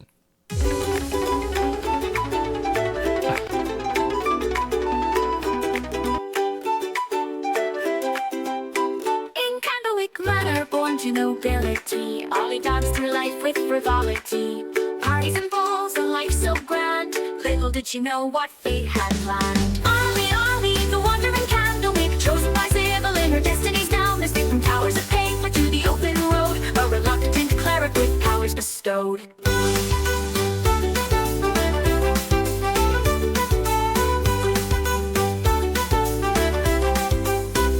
Plucked from luxury, thrust into robes, surrounded by tomes and dusty old globes. But Ollie's mind, sharp as a tack, mastered the legalese others did lack. Contracts and bylaws, she knew them all. Her litigious prowess made bureaucrats fall. In mazes of paper would she find a way to bend the rules and save the day. A holy symbol in a divine dream. Not all in the tower is as it may seem. A true cleric now with healing in hand. She'll represent the tower across the land. But Ollie sees more than meets the eye. All timelines at once, futures that fly. Past, present, future, all intertwined. Sometimes leaving the present behind.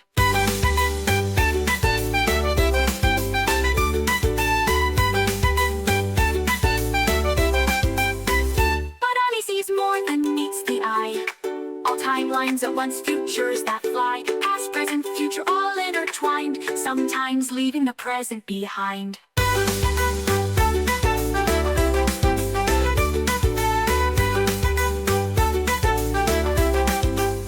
Library cat, shrouded in mystery, follows Ollie through every history. With glowing eyes and silent paws, it guards her path without pause. Ollie, the wandering Candlewick, chosen by Sybil in her destinies down. Escaped from towers of paper to the open road, a reluctant cleric with powers bestowed. Cut from luxury, thrust into robes, surrounded by tomes and dusty old globes. But Ollie's mind, sharp as a tack, mastered the legalese others did lack.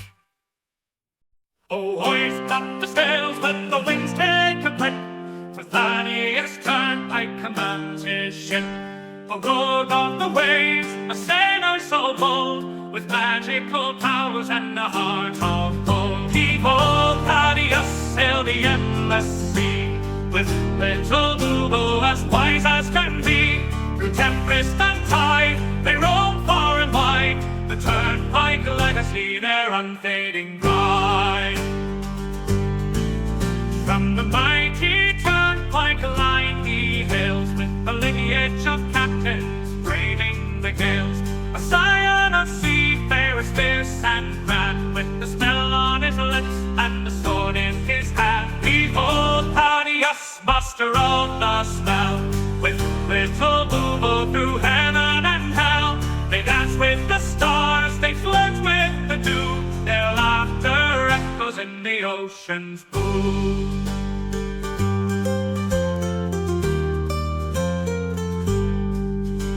And now for his mate, little Boobo's his name. Together they soar in fortune and fame. With little Boobo, his talents wrapped in light, they summon the winds and the stars to their fight.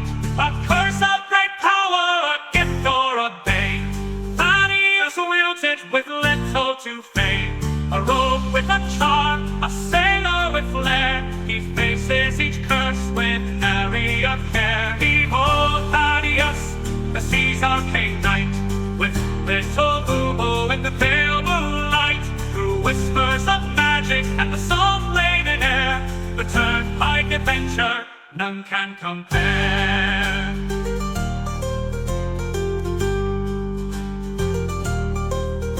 So sing of the Turnpike, the legend, the tale, of Thaddeus and Boobo setting sail. For where the map ends, their journeys just start. The sea's in their blood, magic in their heart.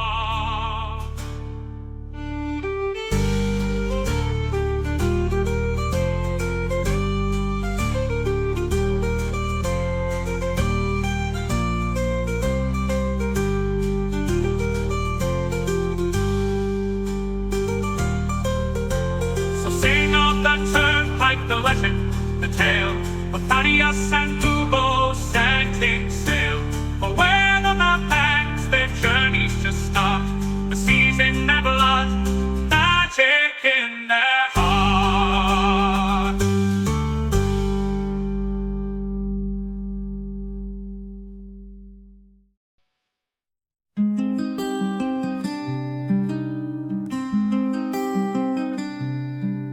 In Solania's fields a halfling stood tall, sea grey eyes, a fighter's call. With Fiona's love and Angus' smile, his world was bright for a little while. Oh, Harold Grey with list in hand, a promise made, a journey planned. Each task he'll mark, each dream fulfill. For those he's lost, his heart beats still.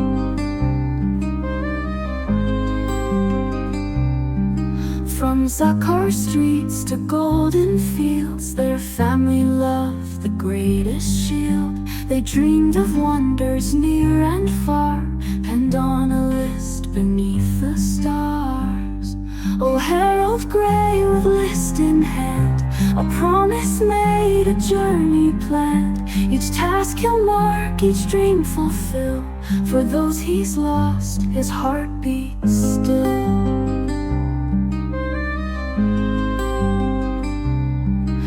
Young Angus fell on distant shore, while Fiona's kiss would come no more. A drunken noble, a vengeful blade, left Harold's world in darkness laid. But from his grief a purpose born, to honor vows that he had sworn. The list unfolds a final wish, a blade resisted a gutted fish.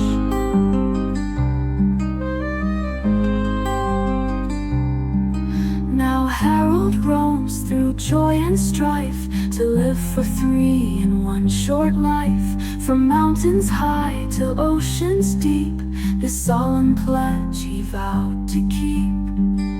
With boulder hat and iron will, he faces each task with hard-won skill. For every deed he sees it through, he feels their love forever true. And when the final task is done, when every battle's lost and won, he'll close his eyes, his duty clear, knowing his loved ones drawing near. In afterlife they'll meet again, their love eternal, free from pain. The list complete, their dreams fulfilled, a promise kept, a future will. Oh, Harold Grey, your journey's long, but in your heart they're never gone. With every dream that you fulfill, Fiona and Angus are with you still.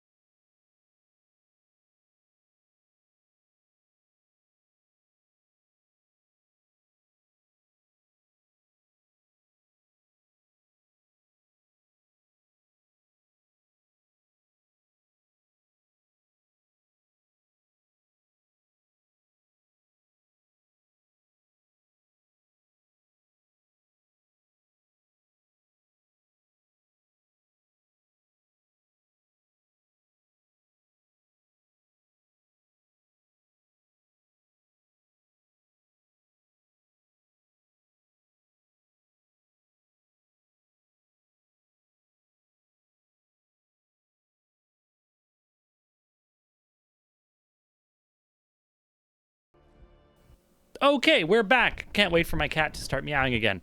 Okay, welcome back. We were just talking about Impu was just thinking back and clarifying thoughts about this creature that he has encountered, that Impu has encountered, and updates the rest of our party. I will say that with that 18 Impu, you do remember one of the other names that was associated, especially when I believe Harold told you the black goat of the woods with 1,000 young. That helps you clarify as well some of the other names. You know lots of languages for lots of things, and they all have to get translated into common at some point. One of the other words for Shub-Niggurath was Lord of the Wood. Lord of the Wood. I would have guessed Cali, but Lord of the Wood is much better. Lord of California. Yeah, Lord of Cali. Lord of Cali. Amazing. So we are going to go into a little bit of downtime. Harold is going to be doing some private in his room stuff. It is the type of stuff that if I believe anyone walking by Harold's room over the next week will hear him like talking in common. You'll hear him kind of like spitting and coughing and choking and trying to speak in either speaking in a language or like vomiting or coughing on something. I'm not sure if anyone here speaks Abyssal. Nope, so no one would understand. You also, at some points, walking past his room, would hear some skittering, like he is potentially found or playing with a mouse or some sort of rodent that might be slightly larger. That's what Harold's doing for the next week. What else? What other things are we doing? I'm looking to our two mortal party members. Do you want to go? You can go, Claire.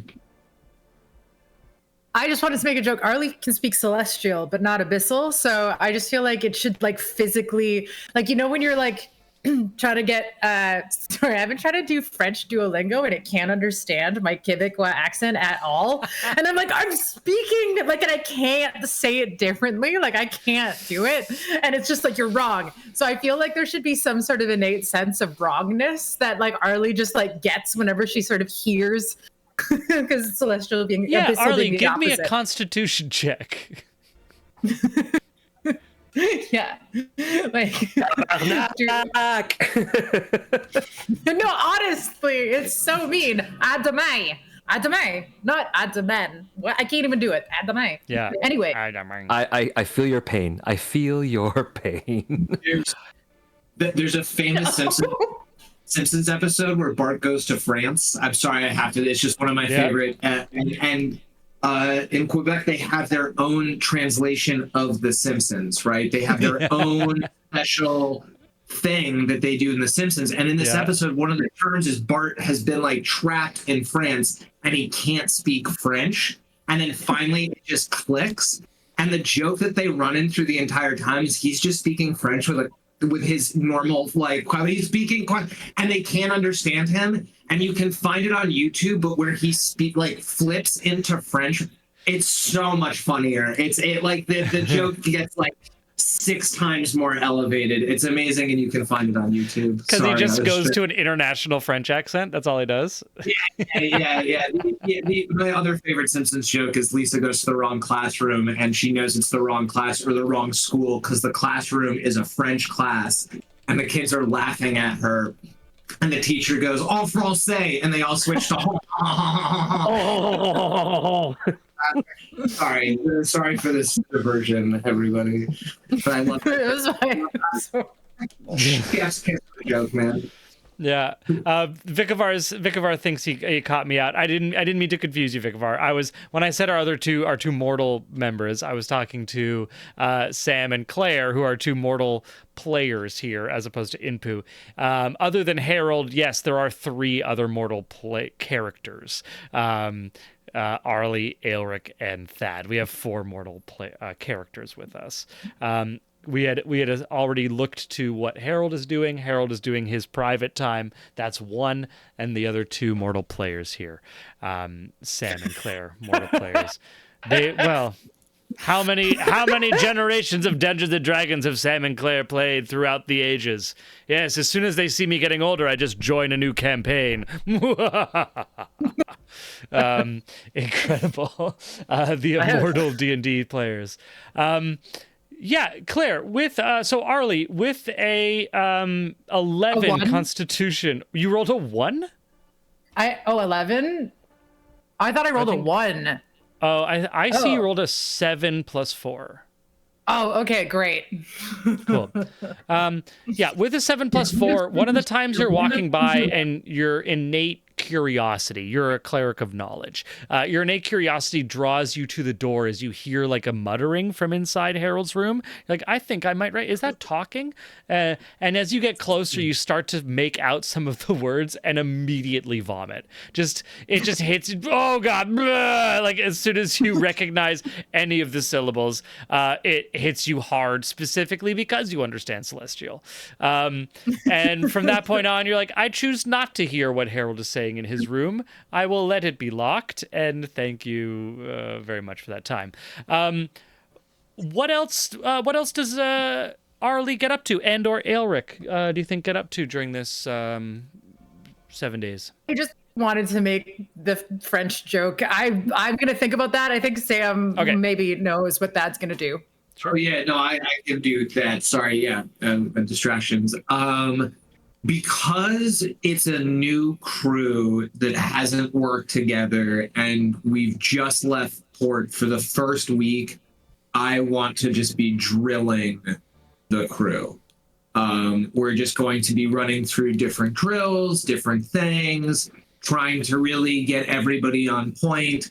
So we're definitely going to be doing some cannoneering drills. It's just, we're going to be going through, I just want to, as we're going, I want to start practicing because this is a fresh team that has not worked together. So this first week is going to be like real, not focused on party anything unless if they are coming to me, but really just drilling everybody.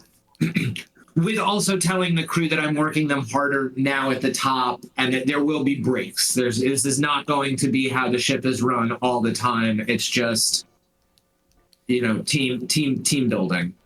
I love that. Yeah. Very, very cool. Yeah, we're getting a classic 80s montage. We get some like drone shots. We get some lens flare. Let's bring in J.J. Abrams. Let's get some high, colorful montage shots going on. Thad is doing the work too. He's also trying to get to know a different crew, and he's whatever grog they're doing at like the end of the night. He knows enough about ships never to drop the KFAB of captain, but it's still like captain coming in to like respectfully drink. Like he also doesn't ever spend too long. Like, so they can also decompress and like have their thing. But one night he does get real shitty and drunkenly finds Impu. Like at the end of the week, it's gonna go back to like almost like a more relaxed kind of set. Like whatever way that I can like give a break on a ship. We're going to go to like a little bit of like a break after this. And so there is more drinking that night. And I do want to drunkenly find Impu. Yeah. Hell yeah.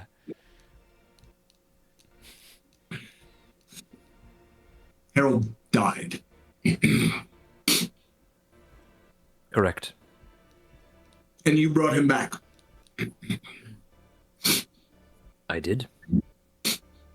Is this specific to your brand of mortal champion endowment?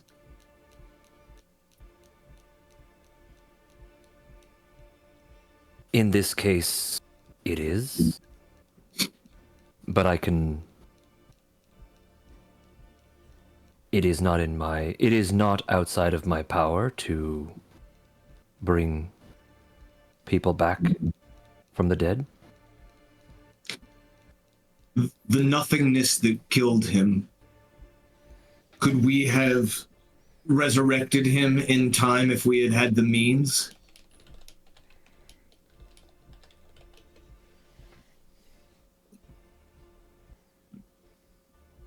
The nothingness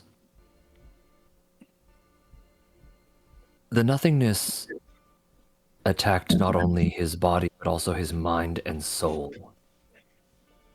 Were I not there, or were you not fast enough,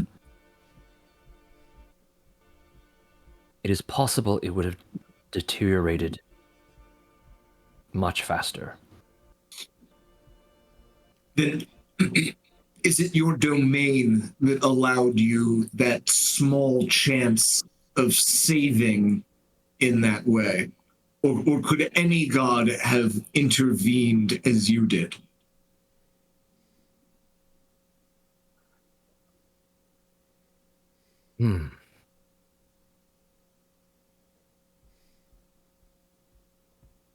The gods are very powerful.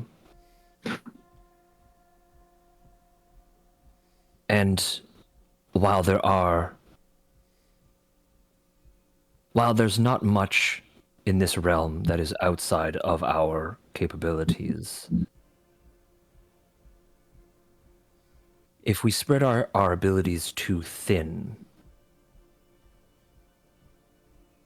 then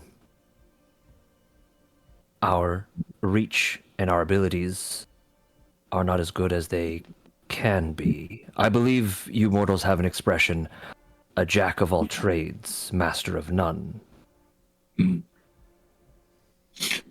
while it is not outside of God's purviews to do something that is not something that they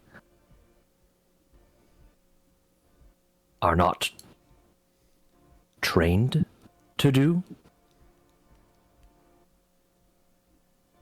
if they want,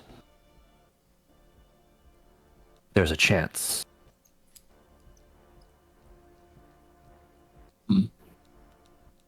Then before you said when I asked you if I was an avatar of Krampus, because Krampus no longer exists to undo something that shouldn't have been undone. Where do I lie in the scheme of the wheel?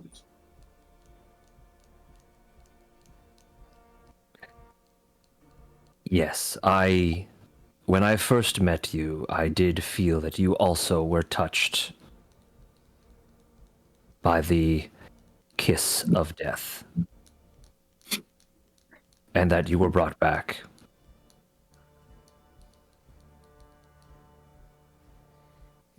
I do not know much. Oh, sorry.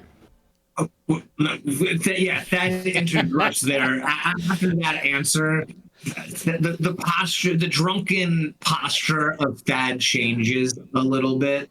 And he looks at you kind of drunkenly.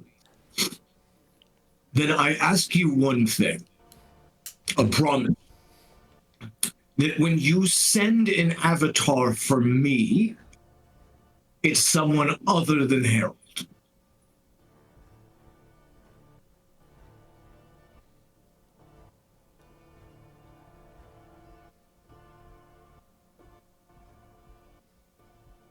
You have nothing to worry, Thad.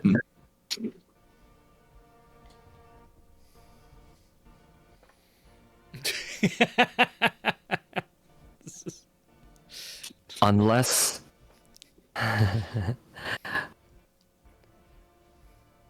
you have nothing to worry, as I have instructed Harold. If he deems that a life has outlived its purpose and is unnaturally holding on, then he may cut their reins. From what I can tell, Krampus was undoing an injustice. that was done to you. I don't know much of Krampus, but I do know from my few interactions with them that they do like quite a lot of mischief. But they also have a very strange sense of right and wrong. And clearly, in that moment, they were tapping into powers that they normally do not control to right the wrong that was caused to you. Or sorry, that was done to you.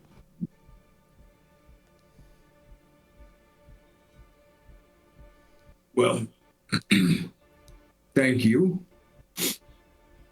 But I have a ship to run, and I throw up over the side of the ship. I love it. I love it. Thad, I'm going to ask you to roll a series of rolls. And then I will come to Arlie and Aelric for their downtime. You can do these in any order you would like. I'm going to ask for a constitution save from you. I'm going to ask a constitution save for the crew. And I'm also going to ask for a training roll. And for the training roll, that will be what is ship? What is it? Ships, is that associated with a ability or an Proficiency? It's I should be able to add my proficiency bonus, I believe, to rolls. I think is how that works. cool. So it would be a standard roll plus your proficiency. So one is going to be a constitution check for you. One is going to be a straight roll plus your proficiency, and another is going to be a straight roll. Yeah, Vicavar says water vehicles might be intelligence, but I wanted to double check that. I am proficient. So that would be plus your proficiency then in your training. For your training, you're trying to reach you're training your sailors. If you reach a 16 or higher, that will take your sailors from a -1 to a 0. All right. Well, that's going to be for the sailors then. 16 on the nose. This is the Constitution save, or is this the? Yeah. Cool. That's the Constitution. So the Constitution save means that your sailors do not get tired through these drills. They're able to maintain their composure. So that's 1. Then this Constitution save will be for me. Personal 1, yeah. Oof, 10. A 10. That is going to be a point of exhaustion, as Thaddeus is forced not to just keep up with like one shift, but when you say you're like making an appearance, you're doing drills, you're having to do this for each shift. So you're getting very little sleep. But you are establishing a rapport and a connection and trust with the crew, but gaining some exhaustion as you push through. And then finally, give me a roll. This will be just straight roll plus your proficiency. For this one, I am gonna add guidance because it's not a save. Can't put guidance on saves. Okay. What do we got? 20. 20. With the 20, you're able to bring those sailors from a -1 to 0. Just give them a little bit of some routine, give them some clear orders. You identify the weak ones, you pair them up with more experienced ones. And so throughout this week, you're able to remove that -1 modifier on your core sailors. Incredible. Good job. Arlie and Aelric, either together or separately, what are you doing throughout this days of travel? Okay. Well, my thoughts are that this is a great moment to pitch some bonus content that Sean and I are actually legitimately going to be recording with Koi, and it is about Arlie and Aelric kind of, I think, talking about what happened in the Claire Thulu universe. Because Sean is playing Aelric as remembering everything. And Arlie was this other lawyer in that world and had all of her dreams. And so there's a lot of like improv space to sort of connect with what this other experience was like. And yeah, so I don't know where we're gonna put that. Yeah. Maybe it'll be a spontaneous rerun when we need content, or maybe there will be some sort of thing. But Flashback. basically, I think that Yeah. a flashback moment, yeah. But this is like where that I think that content can definitely fit in narratively, with them having some downtime and Elric just wanting to process like, so I was this other guy for a minute. And Arlie's gonna be like, wait, I was like I had a dream and you were there and you were there and you were there, you know? That's awesome. And then otherwise I think that maybe like a week of sort of like babysitting this ominous shield is, I could very much see that leading up to Arlie being like, do we really need a blacksmith though? Like, I think that we could we just need to change the picture a bit. Like, we just need to, like, we don't have to do something dramatic. I mean, it basically already looks like a stalk of broccoli. We just need to kind of emphasize. And like, I could see Aelric being like, no, we should wait. You're like, really though? And I could see, yeah, exactly. Like Vicavar says, use spackle to fill in the engraved parts.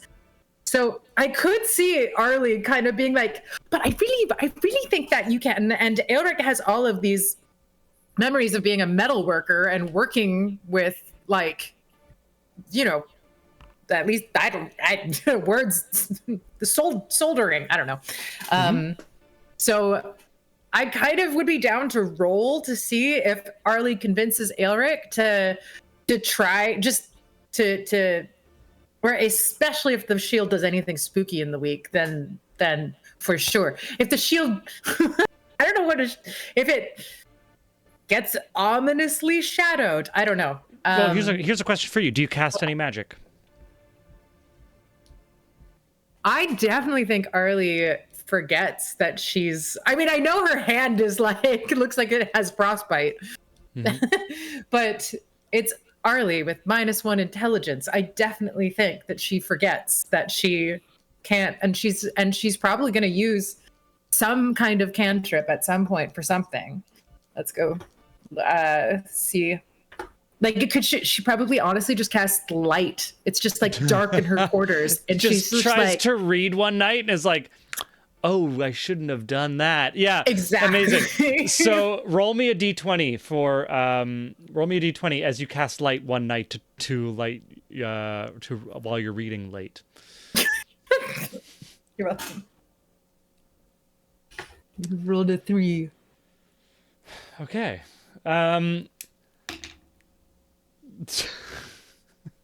What was that? What? It was just a roll of 16 d20s that I saw come through. What? That was Harold.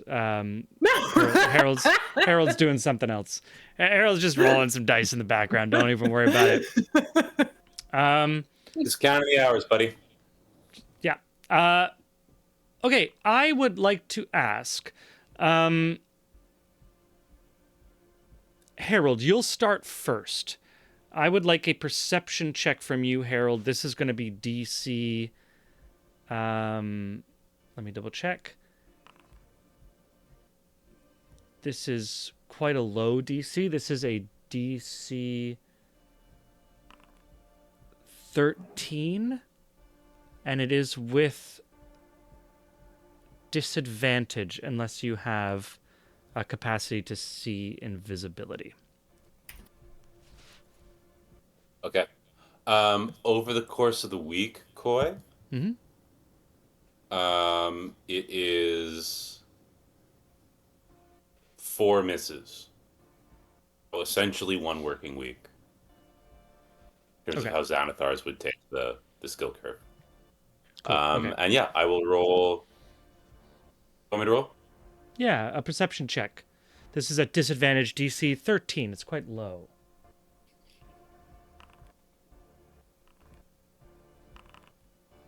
Whoa. That's 3 rolls at disadvantage. Is that right? Right. 4 No, rolls at don't disadvantage? take any of them. Don't take any of them. Okay.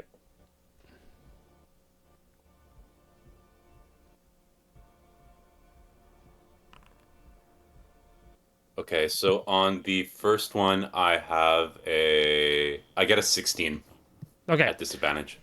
With a 16, Harold, behind the closed door, where everyone... I'm coming back to you, Arlie. Don't even worry. Behind the closed door, Harold, you are working... the camera kind of rises, exposing what Harold's doing from, like, you know, close behind a cabinet or something, kind of revealing what's happening as Harold spits and hawks and tries to speak in Abyssal. You see, the subject of his attention is a small, creepy little monster, 2-legged, backwards hips, long tail, little spiky horns.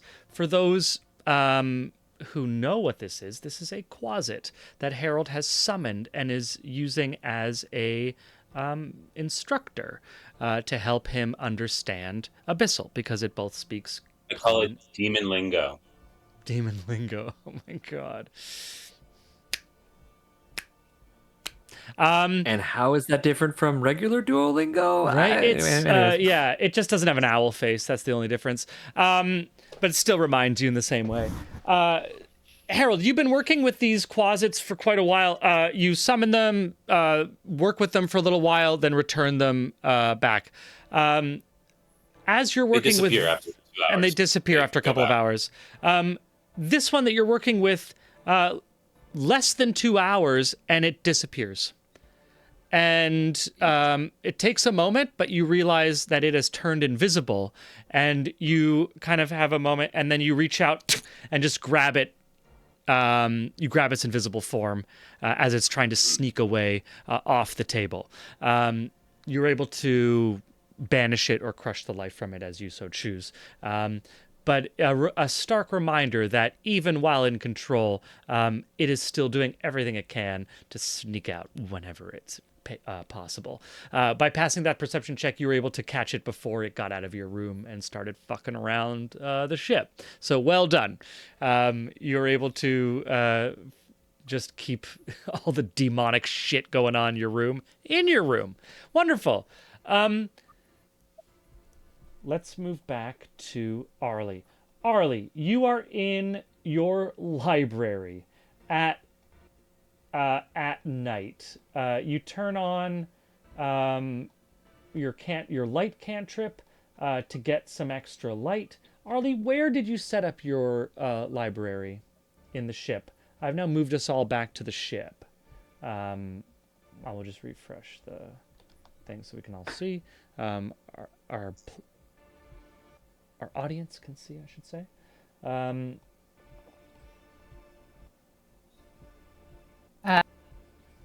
I am looking at. Did she set? Okay, I feel like she probably went to go and set it up in the lower gun deck, and then like someone shoot her out of there.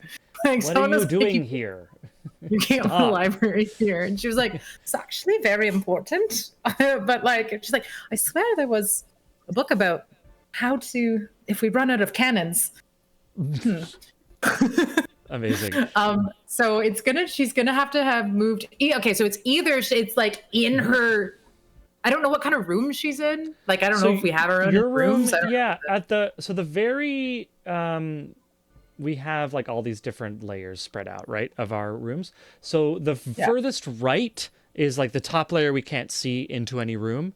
One over, you can see the captain's quarters, which is like at the aft of the ship there. Yeah. And then one more over, you can see 4 nice rooms in the aft. Those 4 rooms are like officers' quarters, so that would be where the party would be able to sleep in any of those rooms.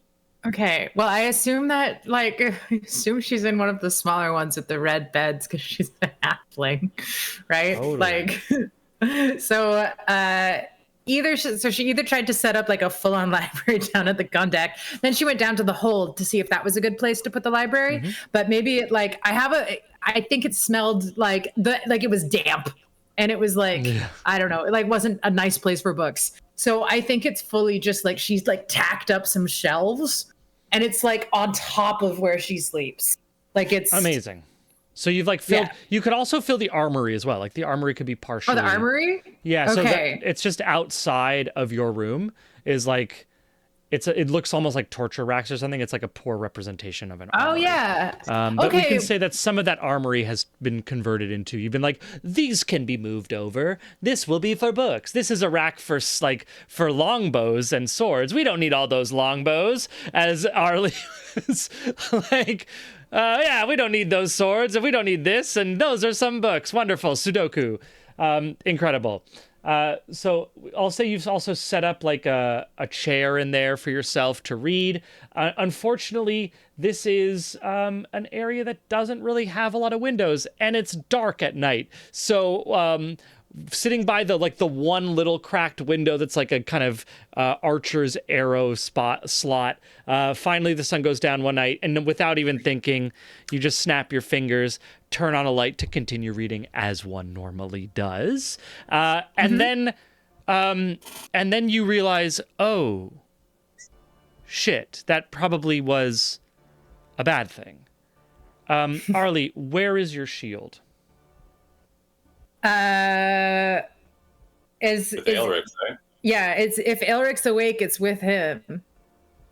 Like she only takes it Incredible. when he's actually asleep. Amazing.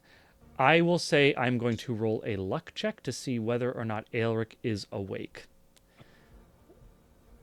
We're going to say 1 to 10 is low, 11 to 20 is high. We want high.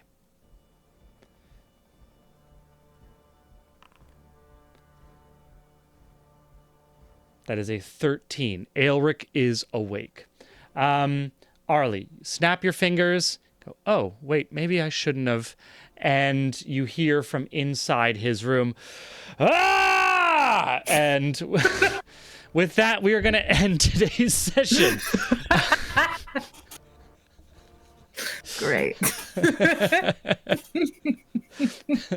As you hear Elric scream in the witness of an enemy. That's where we're going to end our show tonight. So thank you so much. Thanks to our players, Michael Keane, Sam Gilroy, Claire Hogan, Eric Fournier. Thank you so much for joining and playing with us. Eric, thank you for this wild and weird run that you've been with us. We always want you to come back. You're always welcome, friend of the show. But this is the last time we're going to see you with this version of Inpu. So sad it was over so soon. Thank you guys for watching us and tuning in, whether live or, viewing in some future time and place. We hope you enjoyed tonight's session. And remember to tell your friends, follow, subscribe on Twitch, Instagram, YouTube, all that cool stuff, spread the love. Last but not least, of course, we have other stuff going. Wednesday, we're going to be starting Actors on Bikes. What? Tune in and check that out on Wednesday. My name's been Coy. It's been an honor and a pleasure being your storyteller this evening, as our heroes shaped their fate, guided by the many voices of destiny. Because after all, you're not meowing in the distance like my cat. You are Legion! Keep rolling those dice, team. Let's see if I can fix this computer thing in the back end. Okay, this is an old man ending. All right, and let's just murder ourselves out. It's a fantastic plushie. In Candlewick Manor, born to nobility, Ollie danced through life with frivolity. Parties and balls, a life so grand. Little did she know what fate had planned. Ollie, Ollie, the wandering Candlewick, chosen by Sybil in her destiny's down. Escape from towers of paper to the open road, a reluctant cleric with powers bestowed.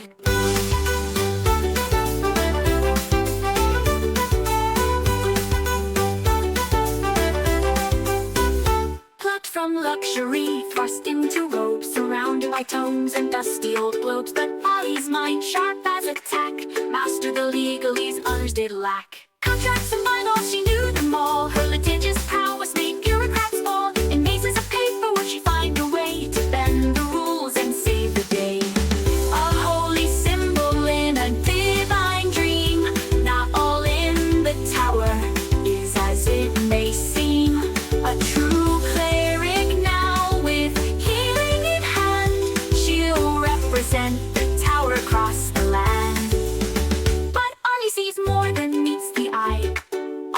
timelines at once, futures that fly. Past, present, future, all intertwined, sometimes leaving the present behind. But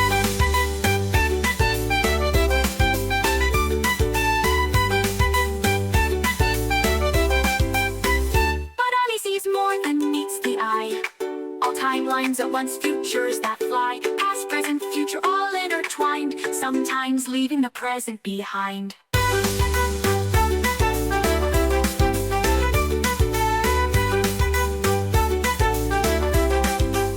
Library cat, shrouded in mystery, follows Audie through every history. With glowing eyes and silent paws, it guards her path without pause. Ollie, the wandering candlemaker, chosen by Sybil in her destiny's now. Mystic from towers of paper to the open road, a reluctant cleric with powers bestowed. Cut from luxury, thrust into robes, surrounded by tomes and dusty old globes. But Ollie's mind, sharp as a tack, mastered the legalese others did lack.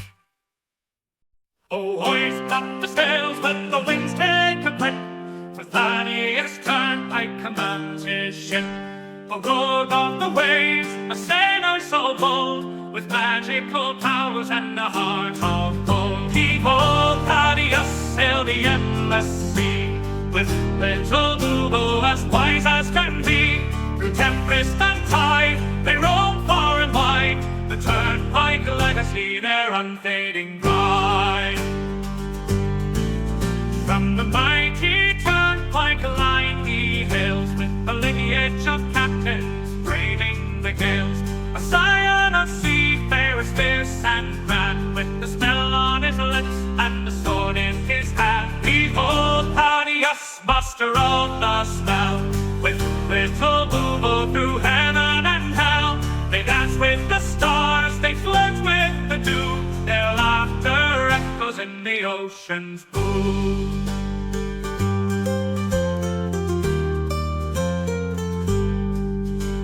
An owl for his mate, little Bubo's his name. Together they soar in fortune and fame. With little Bubo, his talons wrapped in light, they summon the winds and the stars to their fight. A curse of great power, a gift or a bane, Thaddeus wields it with little to fame. A rogue with a charm, a sailor with flair, he faces each curse with nary a care. Behold, Thaddeus, the sea's arcane knight, with little Bubo in the pale moonlight. Through whispers of magic and the salt-laden air, the Turnpike adventure none can compare.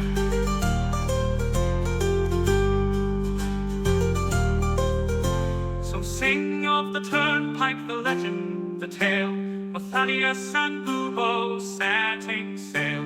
For where the map ends, their journey's just start. The sea's in their blood, magic in their heart.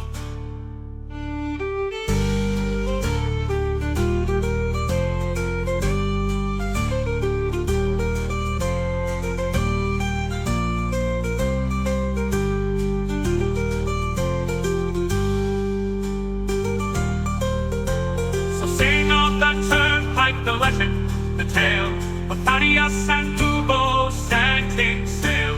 For where the map ends, their journey's just start. The sea's in their blood, magic in their heart.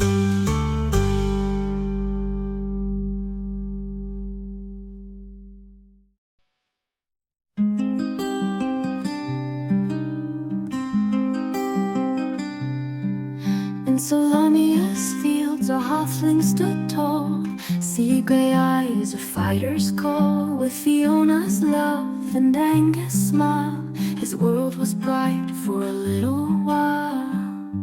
Oh, Harold Grey with list in hand, a promise made, a journey planned. Each task he'll mark, each dream fulfill. For those he's lost, his heart beats still. From Zakar streets to golden fields, their family loved the greatest shield. They dreamed of